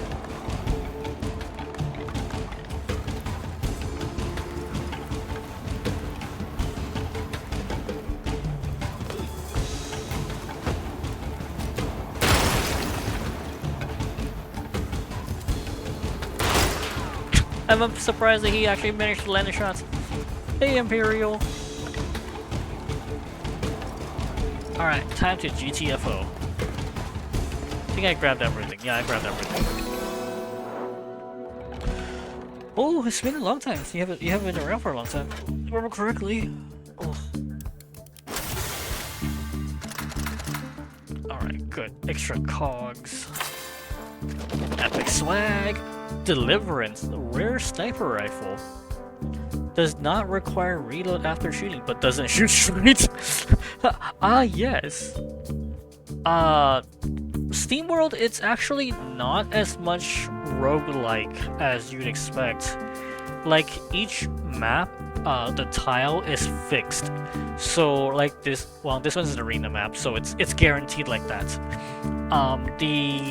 So far from what I've seen is that the main ones that does like the only things that are it's not even roguelike, it's a roguelite because actually it's not even roguelite, honestly. It's the only thing that's rogue-ish is that the position of the enemies are a little bit off and maybe the position of the loop.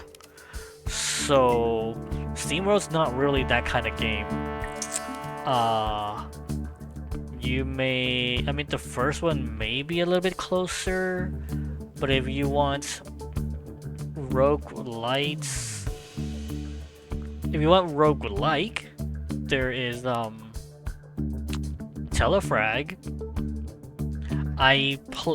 It's like a 10-year-old game, and basically you know like regular rogue, like the original rogue, if you die, yep, the original, yeah, in 1980s, yeah, that's the rogue, that's where the roguelike comes from. But if I remember correctly, that one is closer to roguelike. It'll be like a top-down arena shooter, and you basically keep nothing between runs other than just you learning how to combine your materials to form guns, medical kits, armor. That's the only thing that carries over, and nothing else. If you want other roguelites, there's a couple of other games. I mean, I'm assuming you played the Risk of Rain series, both the 2D and the 3D version. Those are roguelites because you get progression, you unlock more stuff over time versus losing everything in one go. That's the first game is a 2D platformer roguelite. The second game is a FPS roguelite. You want another FPS one? I play Gunfire Reborn every so often. It's a first-person shooter. Oh, here's one. If you like a mix of tower defense, tower offense, and controlling a small army, there is Chrysalis. It's like a unknown little game. As far as I'm aware, there's not that many people that knows of it. There's that. You could do Streets of Rogue because it's it's leaning towards a roguelite because it is roguelite because as you progress you can earn in-game premium, you can earn in-game currency so that you can make your future runs more interesting. And when I say interesting is that you're working a third-person shooter game where the main character is a penguin and it's a roguelike. Okay. Oh shoot, what was I talking about? Yeah, Streets of Rogue. It's on my Steam list. I actually crack it open every once in a while. I mean, gifts are available, but usually I just don't click on those. So I'm like, I don't know this person well enough. Streets of Rogue. Here it is. It's immigrant sites. It's fine. It's fine. I'll just leave it as and I'll leave it as a surprise whenever you finish it or you want me to like test it or something. There's Streets of Rogue. It's a top-down RPG. Is probably as close you can do. It's not turn-based though. So also the dev is developing the second game, and this game is about 6 years old. So Streets of Rogue, you're like, the mayor runs this town really, really poorly. So I'm going to take over the city. Now there's multiple ways you can do it. You can unlock other characters on how to do it. There's straight up, you just replace the governor with you and you could be a freaking gorilla. That's entirely possible. Or you can just zombify the entire population and the entire zombified population go down with the mayor. We need a zombie in control. You can do that too. There's also slavers and stuff like that. There's mutations. So mutations as in like your character actually has mutations. So say like they can be really clumsy with a bat, or you can use a bat and slam enemies through walls. These are all options. And you can choose to start with some of those perks. You can choose to start with negative perks, so that you can get more points to put into to buy the positive perks. Yeah, that's more or less kind of it. That's one of the rogues that I play. Pretty sure you have Risk of Rain. I don't know if you do or not, but the series is. Here's the remake of the 2013 game. I played the 2013 game. In fact, the 2013 game released when I was about to take my finals the same week. So I straight up. Yes, so roguelike and roguelites, as far as I'm aware, the main difference is how much of your stuff persists between runs, or getting creating some kind of progression system, because generally if it's a roguelike, is that nothing saves, it's always different. You're starting from blank, you're starting from the base again. But whereas roguelite is, you failed this time, that's fine, we'll unlock a little bit more stuff here and there, or you're so close, save up some more material, get some upgrades. That's usually how roguelites are.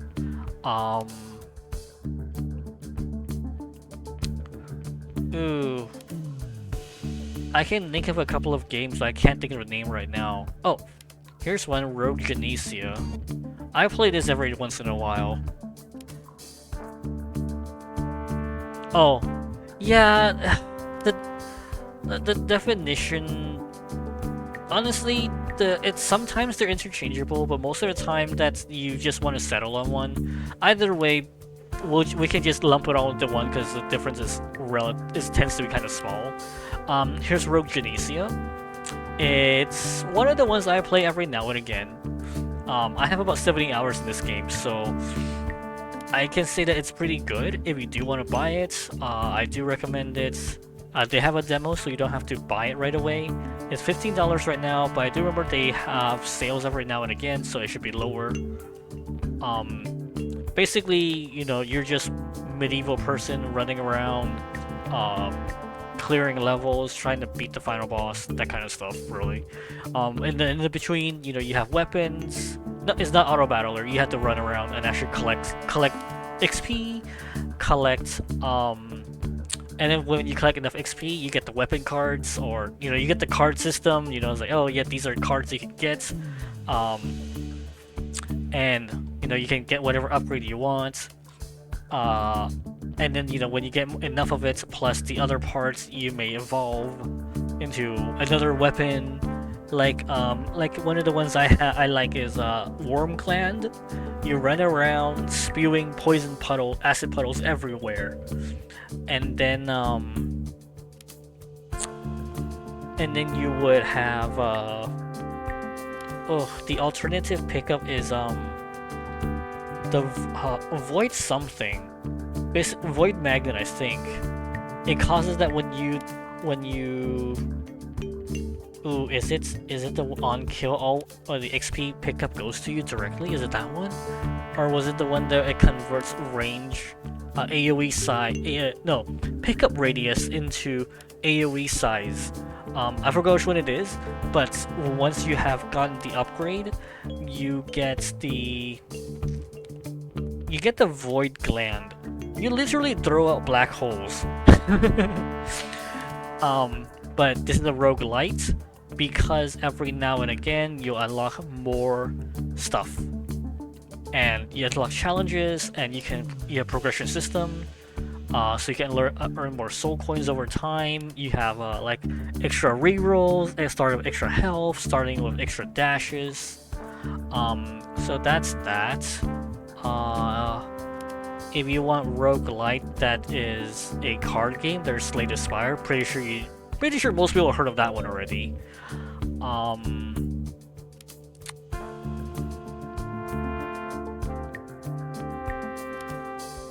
Do you want Slime 3K? Rise Against Despots?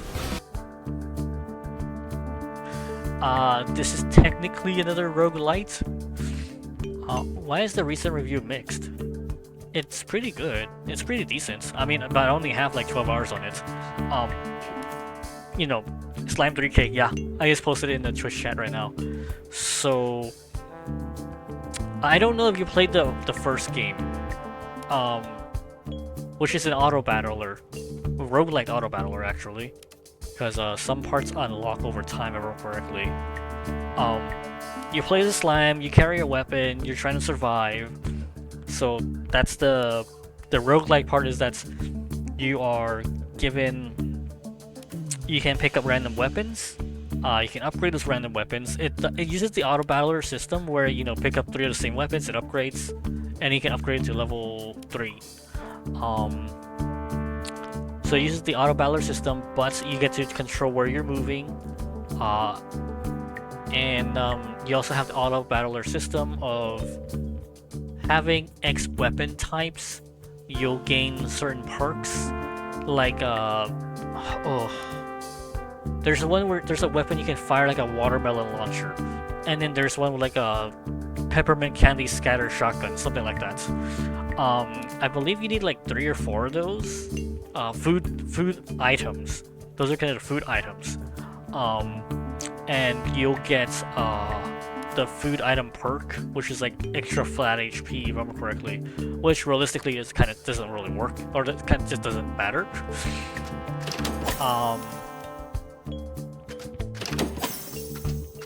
I want to get it back to the main map first.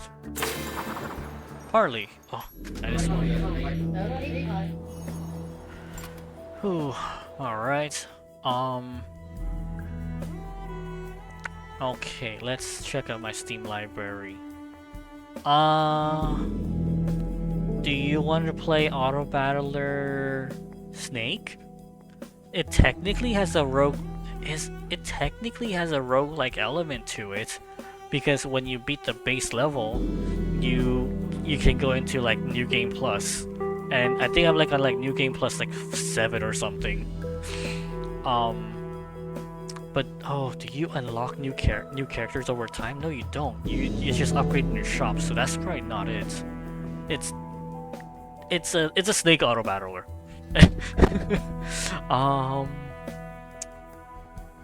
Oh yeah, I didn't even talk about this. RoboQuest.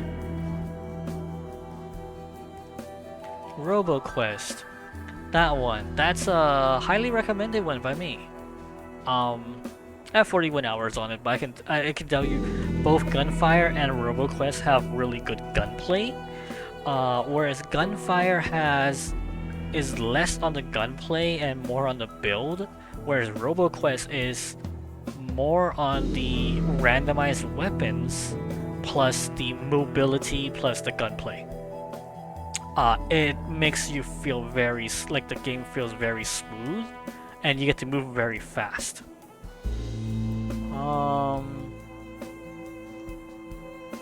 So here's a memey one. This is literally like it's not that memey, but it's called Rice. Repetitive indie combat experience. It's roguelite. It's roguelike. No, it's roguelite. Light. Because you do have progression system, you can unlock it. And technically it's bullet heaven because you can arm yourself with a lot of weapons and they'll fire on their own. And it's really cheap. It's only $5, and it's on sale right now for $3.99. It is a kind of bit rough to play at the start, so expect to die a lot.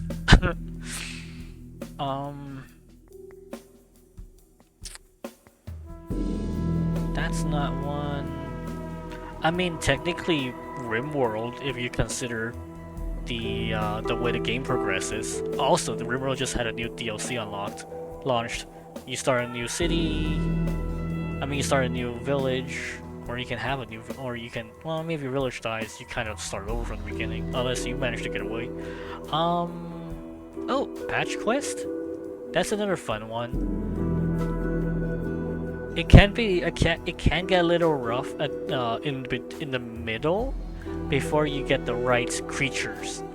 So basically, is that it's like Pokemon, except that instead of going out there to capturing them, well, actually you can capture them permanently as well. But it's like you're on a safari. You pacify creatures with your gun, and by pacifying I mean that, if I remember correctly, the story is that your backpack has a blender that blends smoothies, and you basically you shoot smoothie at the monsters, and each of the smoothie modifies your bullet, and you have a lasso so you can latch onto the local monsters so you can capture them as a mount. You straight up just mount them. You can also send them back to your town, back to your home, so that you can keep them for a later run. And that's more of the roguelites element. Plus you get backpack upgrades if I remember correctly. And later on you get the feature of altering the terrain. You straight up go, hey, I want to put this plant out in this area so that next time when I pass by, I'm going to have access to this. Particular ammo type by putting that plant down. Because you're making smoothies. You're hitting your enemy with smoothies. Let's see. Other roguelites. Roguelike.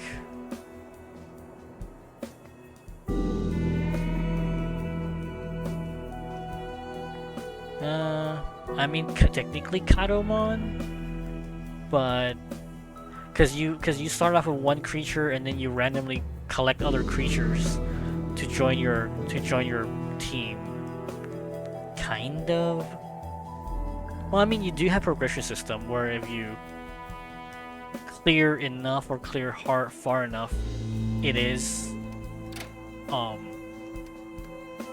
going to be worth something. Okay, I should probably work on getting charge laser.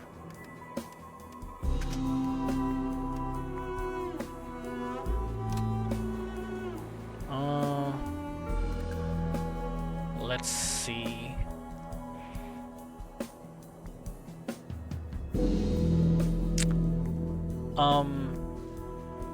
Heat signature? That's a little fun one that I like quite a bit. Basically the quote map generation element is like on a grand scale. You generate an entire galaxy with stars and stuff like that. You can travel between each of them. You can go through each station to pick up bounties as well as freeing the station, the sector basically. But any ships that pass by is also technically randomly generated, so you can board random ships and complete objectives, or even just board them just cause lol, ha.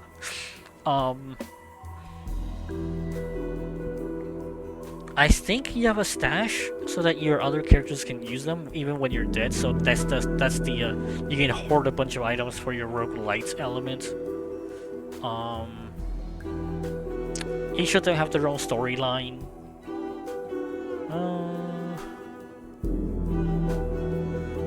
I mean, going under question mark. You have progression. It's about indie projects that may work or that may not work.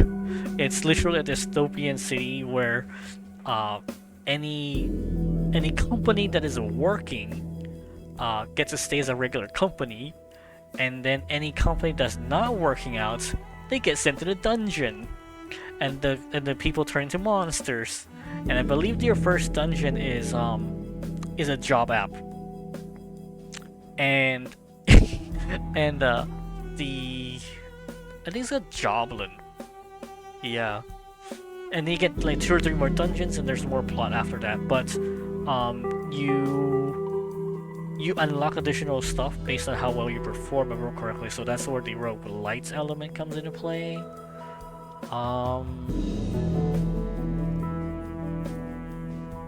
Is Flurp roguelite? Wait, is it even rogue-ish? Oh, okay, yeah. This one. Have a tower defense. Yes? Flurp. Is tower defense roguelite? But it is not the same. It's roguelite because actually no, it's more like roguelike, isn't it? You keep nothing between rounds. The only thing you do is that you upgrade your. It's more of an auto battler than roguelite, but meh.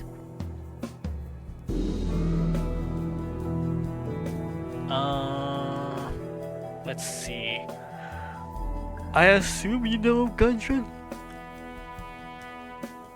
Oh, Gungeon's almost a decade old now. It's like 9 years old now. Gungeon, twin stick shooter, roguelite.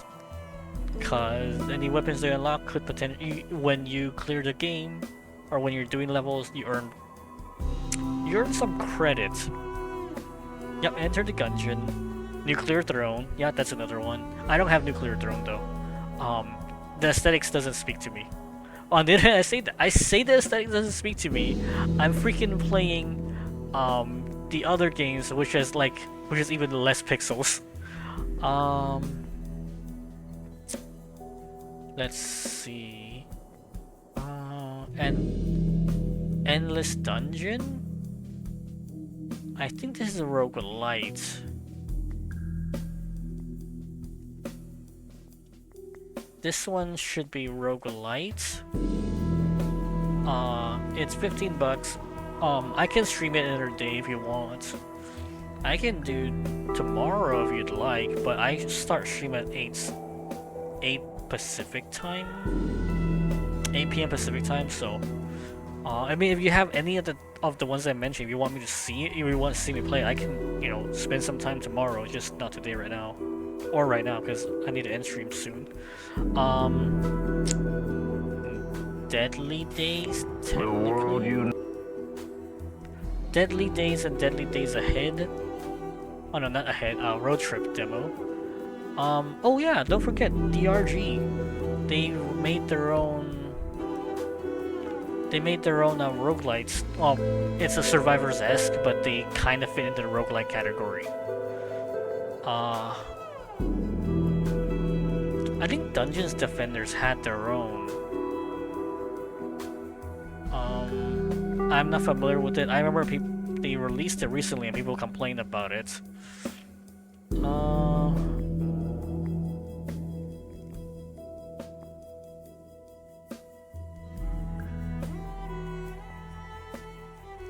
Technically, Cuisinier? Oh no, this would be roguelites at most, because you have a very heavy progression system. You upgrade your town, you upgrade your house, and you upgrade your kitchen, because it's recettear but cooking. If you don't know what the recettear game is, it's basically you craft. Recettear was you go to dungeon, collect items, put the items out for sale in your shop. Cuisinier is you go to the dungeon, you collect food material, and then you cook it in your kitchen and sell it you sell it because you are also a restaurant. But you can upgrade the town. You can your potions are boba milk teas. It's very cute. I can stream that one day because I like the game too. I just haven't really had a chance to play it because I have too many games to play.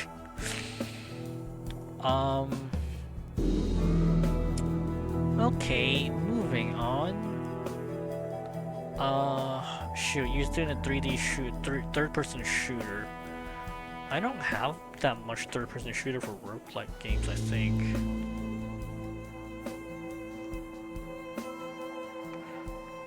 Third-person no, it works. It works fine. It works fine. It's going to be like how your gameplay is going to play out, and does it work with the aesthetics? Cause like,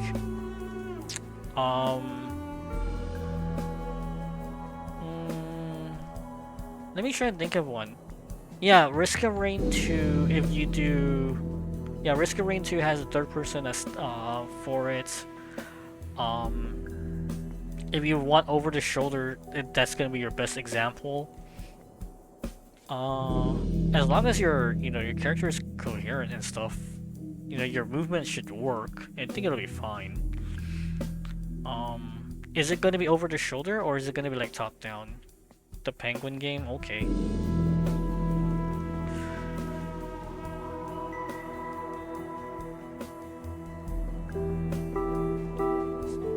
Prototype? No biggie.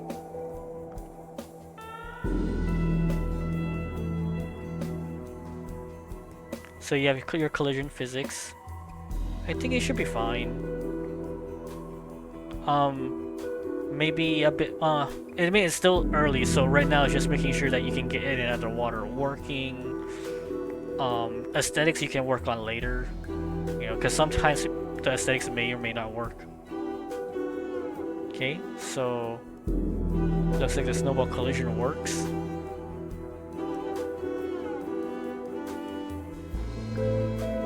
I like how I flap his wings a little bit every time as you're jumping. It's like it's not gonna help, but hey.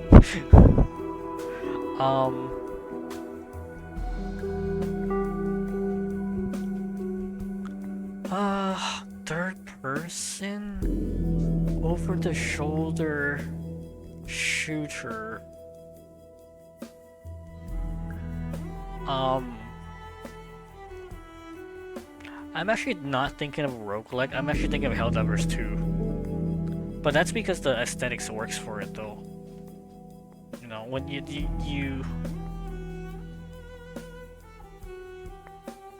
I think you should base off of just generic third-person shooter first. Yeah, I think you should probably do like use the regular, like more generalized third-person shooter as your aesthetics plus how the gameplay is gonna feel, and then you tack on the roguelite element to it. Because you can't, you know, because like regular like CODs and Battlefield, they'll be like, hey, we're locking your progression, or some weapons behind progression. That's fine. You can shift that over to the roguelite element, you know? Instead of saying that, oh yeah, we have an RPG style, you know, you have the roguelite. Like Hades. But a third-person roguelite, third person has to be over the shoulder. That's the important part.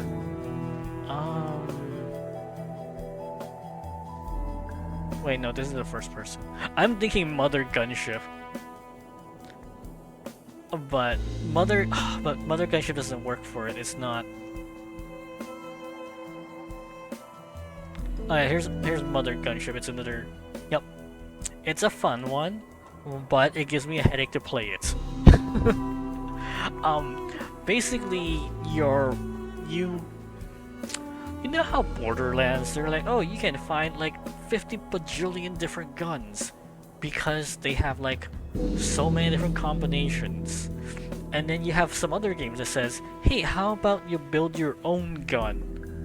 It's one of those. But with Mother Gunship though, it's a weird one for one of those.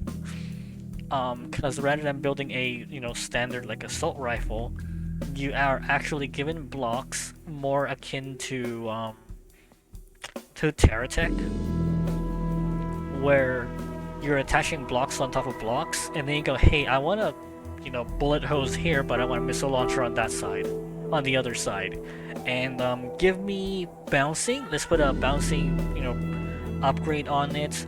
Plus maybe creates lava puddle on contact. It's like that. Hello, A-Flow. Talking to someone right now regarding, talking to another Twitch viewer regarding their game. And so Mother Gunship facilitates the ability to just craft your own gun. I've made something dumb before. I think I made like Gatling guns. Yeah, it's dumb, but the whole point was that you have Gatling guns on like two different on a board, and then you have one thing in the center that rotates, and then and that thing is like a triangle prong, so you can attach another two prongs, another two Gatling guns to the other prongs. And so when your Gatling gun fire, you know, if the barrel rotates, the big barrel also rotates. So we have a Gatling gun. People being really polite. Holy crap! What is this? Let's see. Third person over the shoulder roguelike. It's not as unique as you think, but I do not believe there are many penguin-based games out there. So you can make that as a primary selling point. Nope, that's not third person. No, that's top down. I have Utopia 9, so like, huh. Uh,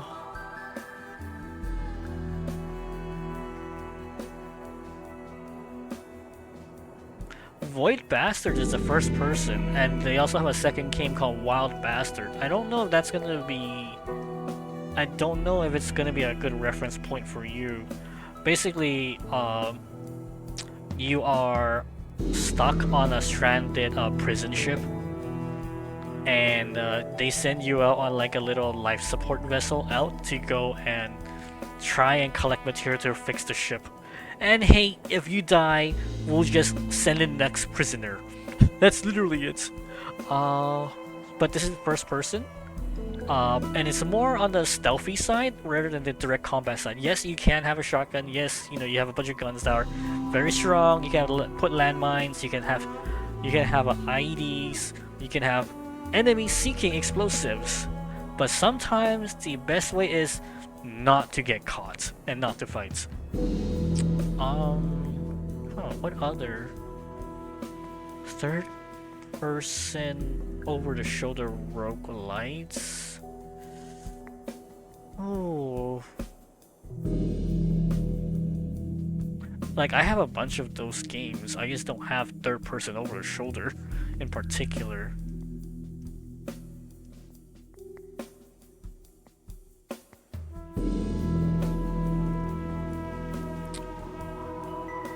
Well, third-person view is...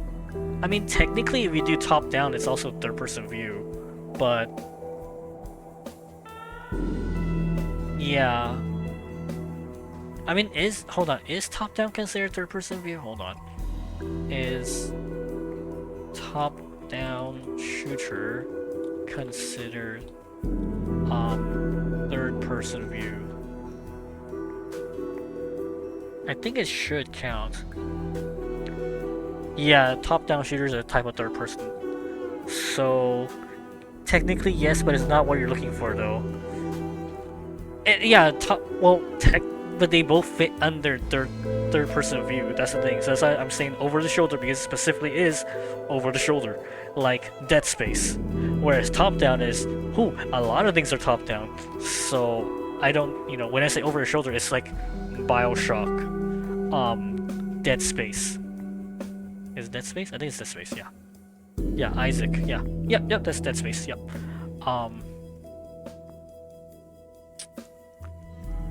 Man, I'm not even...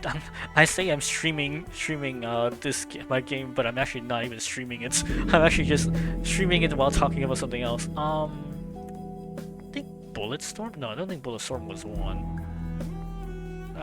That's... just shooter. I think this is hide and seek. That's not it. Oh, Sentry is third person, but it's not relevant for yours. No problem. I'm trying to figure out what I have and what I can think of. I think Contagion is third person, but I don't think anyone plays it anymore.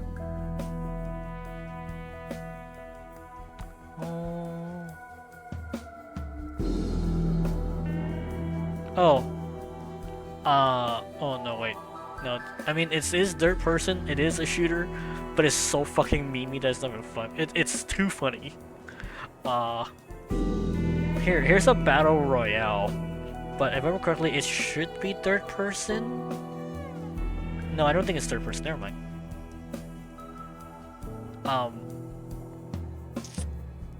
Oh, Darkness. I think, I remember correctly, that one is over the shoulder. But on the other hand, I don't think I can play on my current PC, because I have upgraded so far out that it doesn't work anymore. It just doesn't run on modern stuff. I think Daemon X Machina, right?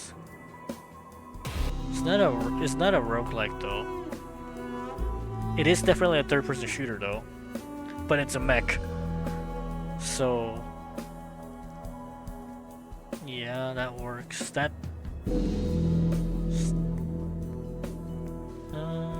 Dark Sector. Oh yeah, Dark Sector is a third person.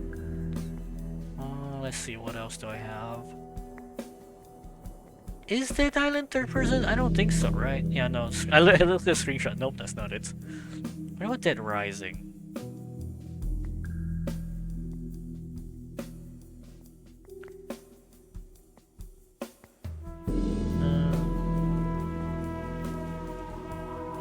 No, I don't think Dead Rising is third.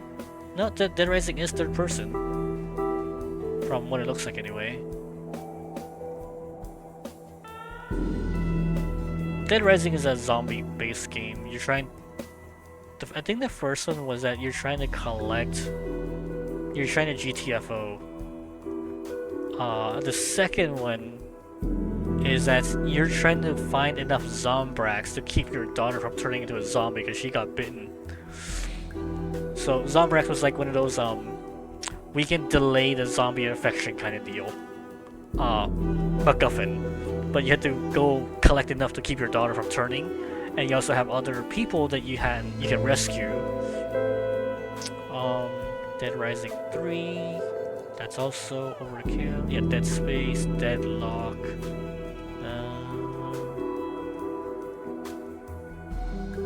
Over the shoulder. I mean, Dirty Bomb, but I think Dirty Bomb is barely working anymore.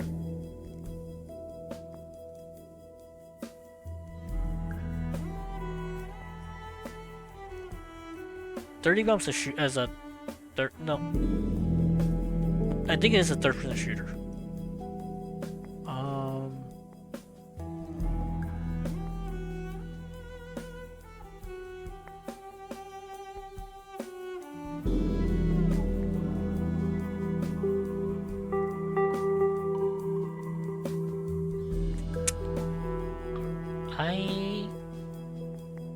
Oh yeah, Fallout.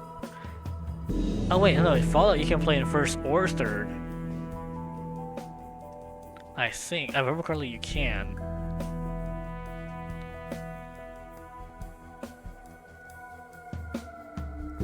Oh hey, I have Floatsome. Oh yeah, I forgot to reinstall Floatsome.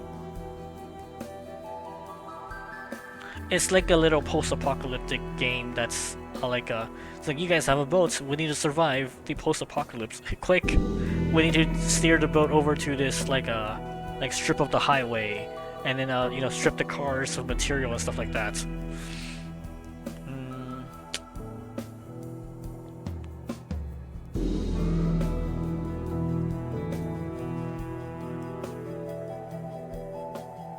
Huh.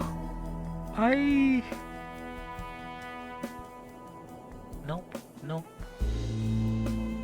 Yeah, I don't think I have that many third-person shooters, surprisingly. What is this game and why do I have it? Oh right, yeah, no, they gave it free like a month or two ago.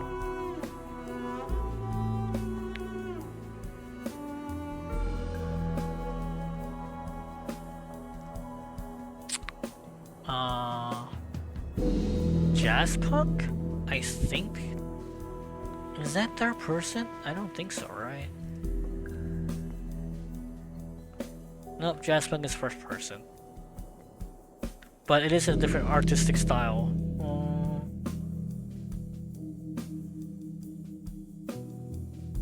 No, is Killing for first person or third person? I don't remember. Oh, Kingdom Hearts. The entire thing is over the shoulder.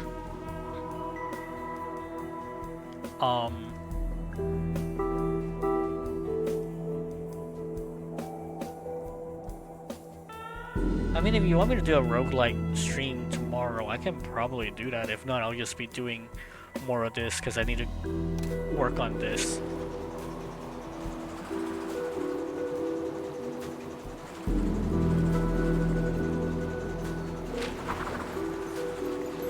Leisure Golf.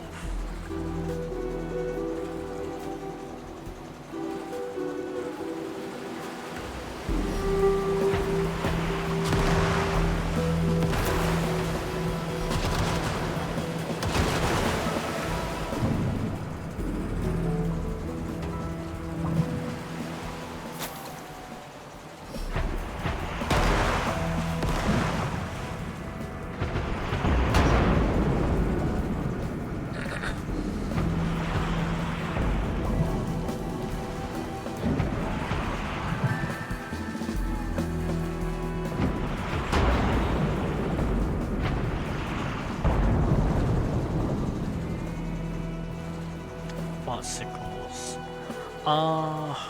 Any other third-person roguelike?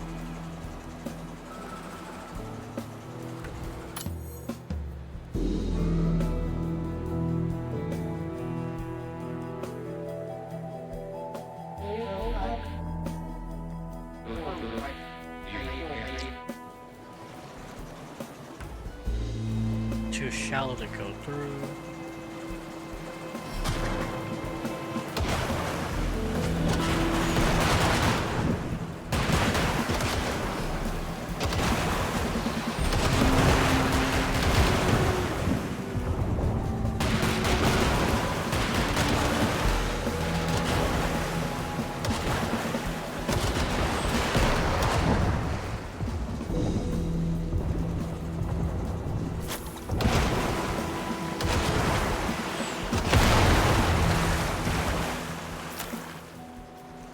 Yeah, hold on, let me check out the rest of my Steam catalog. Oh yeah, Metro 2033, but not my kind of game. But I remember correctly, they have the first and third person shooter in it. Oh right, Mirror's Edge, but that one gives me motion sickness, so I can't really play it. Oh no, that's a first-person running game. Was it first or was it third? I think you can do both. If not, I think it's just first only. But it gives me sickness. I get motion sickness from it. See, Necrosmith. Ninja, Nuclear Dawn. Oh yeah, Paladins. There's your third-person shooter, but it is team-based. It's like League. There's Outpost Infinity Siege, if I remember correctly, but I wouldn't recommend you doing that.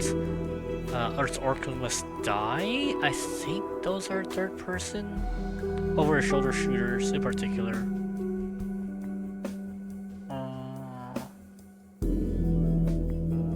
I think Payday. I think the Payday series are both. You can do either or.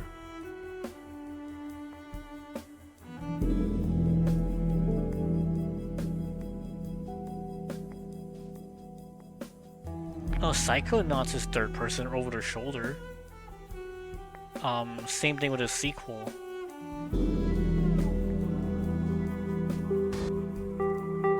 It's by Double Fine Productions, so it's actually a pretty good game on its own as well. So if you have the time, I'm pretty sure it's third person. I think there's a little bit issue with the platforming in the first one and the second one, but there's no like major issue.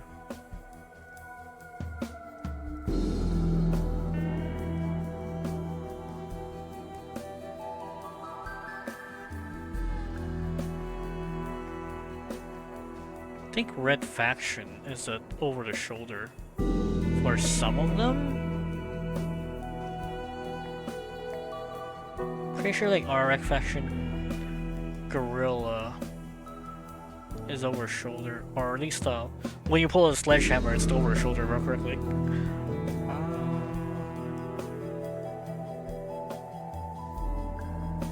Oh yeah, Sanctum. No, wait, those are first persons. Hold on. Community Hub. Screenshots. Nope, these are first persons.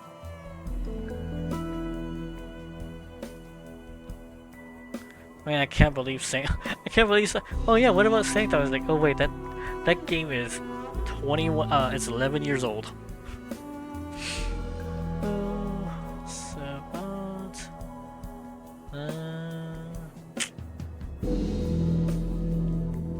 The ship? Is it?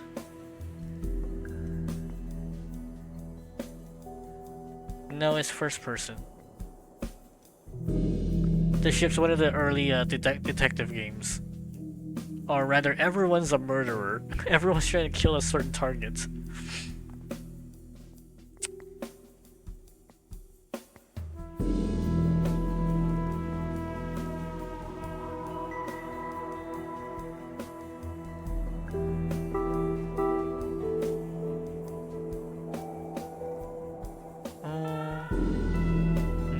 think that's kind of it. Oh wait, the Tales of series are, I think, third person, if I remember correctly. Tales of Symphonia, Tales of Berseria, Tales of Zestiria, but they're not roguelikes, they're just JRPGs. Which is that there's like 20-30 hours before you can actually complete it, or probably closer to like 60-80 hours. Oh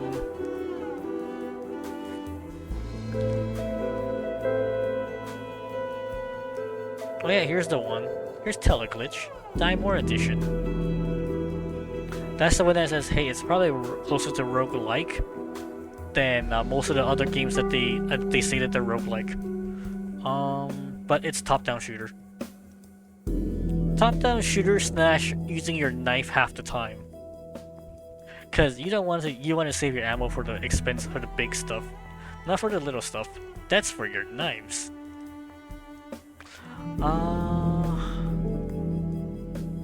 Oh, Trove?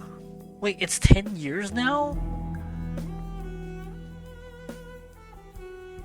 Huh. Yeah, no, it's 10 years now. It's turning 10 years this year.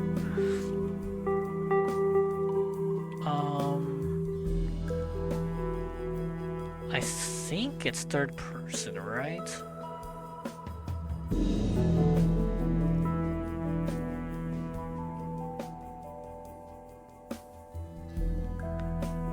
Yeah, it's third person, but it's not like relevant to what you're trying to do, other than that it's a third person camera angle. You do have melee and you do have ranged combat, so maybe? I don't think so though.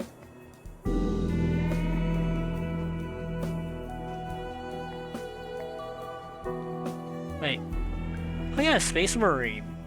That's Warhammer 40k Space Marine. That one and the second one. They're over the shoulders. Alright, well, I reached the end of my Steam library. The last item is Zombie Army Trilogy, which is the one of the World War II ones. I think what it was like a Hitler made a pact of hell and is now summoning zombie Germans. So yeah, not relevant for yours though.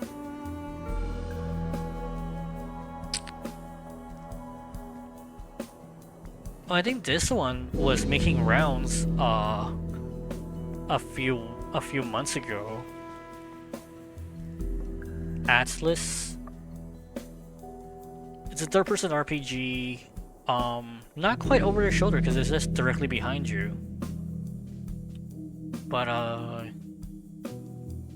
yeah, I can't really think of anything else.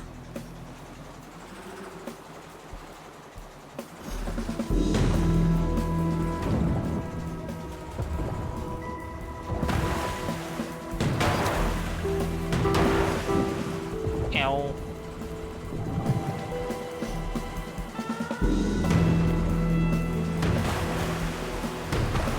Oh no, this is the gauntlet, isn't it? Fuck me.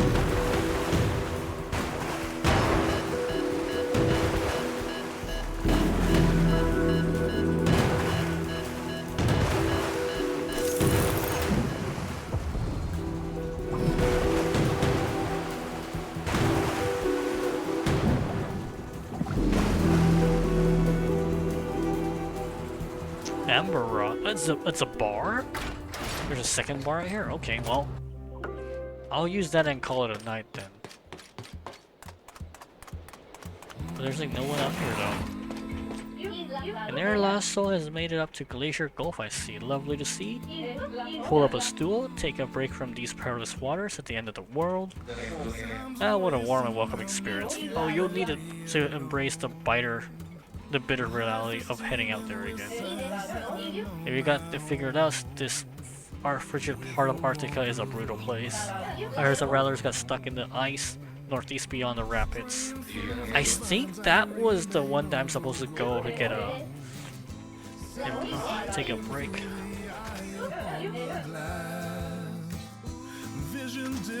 Yeah, I'm gonna call it the end of the stream for now. If you want, I know someone who, well, I watched someone else stream, and he plays a wide variety of games just like I do. He may have some other games that is available that I may not have remembered to mention. Let me see. Okay, Grassy, where the hell is your stuff? I also moderate their stream, so if you show up there, you can say hi. They have a Twitch and a YouTube link. I'm gonna put it in the Twitch chat now. If you show up tomorrow, like 12 p.m., like noon Pacific time, is usually when they start.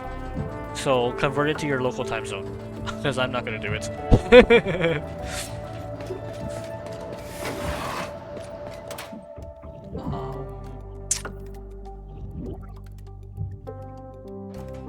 Do I want dumbbells or do I want treadmill? Let's do the dumbbells first. Treadmill's gonna come after. Okay, but we're gonna call it here. Oh wait, yeah, his YouTube chat. Alright, that YouTube link goes specifically to that one stream that he did today. Right. Yeah, so hit up Grassy tomorrow. He'll start around noon Pacific time, noon exactly, like lunchtime. Pacific Standard Time, which is like 3 p.m. Eastern Standard Time, East Coast. Because he's East Coast US. He used to start earlier though, but that's a story for a different day. Okay, alright. I'm gonna call it here. Okay. If you want, I can do some of the third-person rogue. Isn't it? Not even third-person roguelikes, because I don't have that many. I can do some of the shooter roguelikes. First-person and top-down. Those work. But only if you show up, though. Only if you show up and if you say yes now. Yeah, I'll keep an eye on the Twitch chats for a bit. Okay.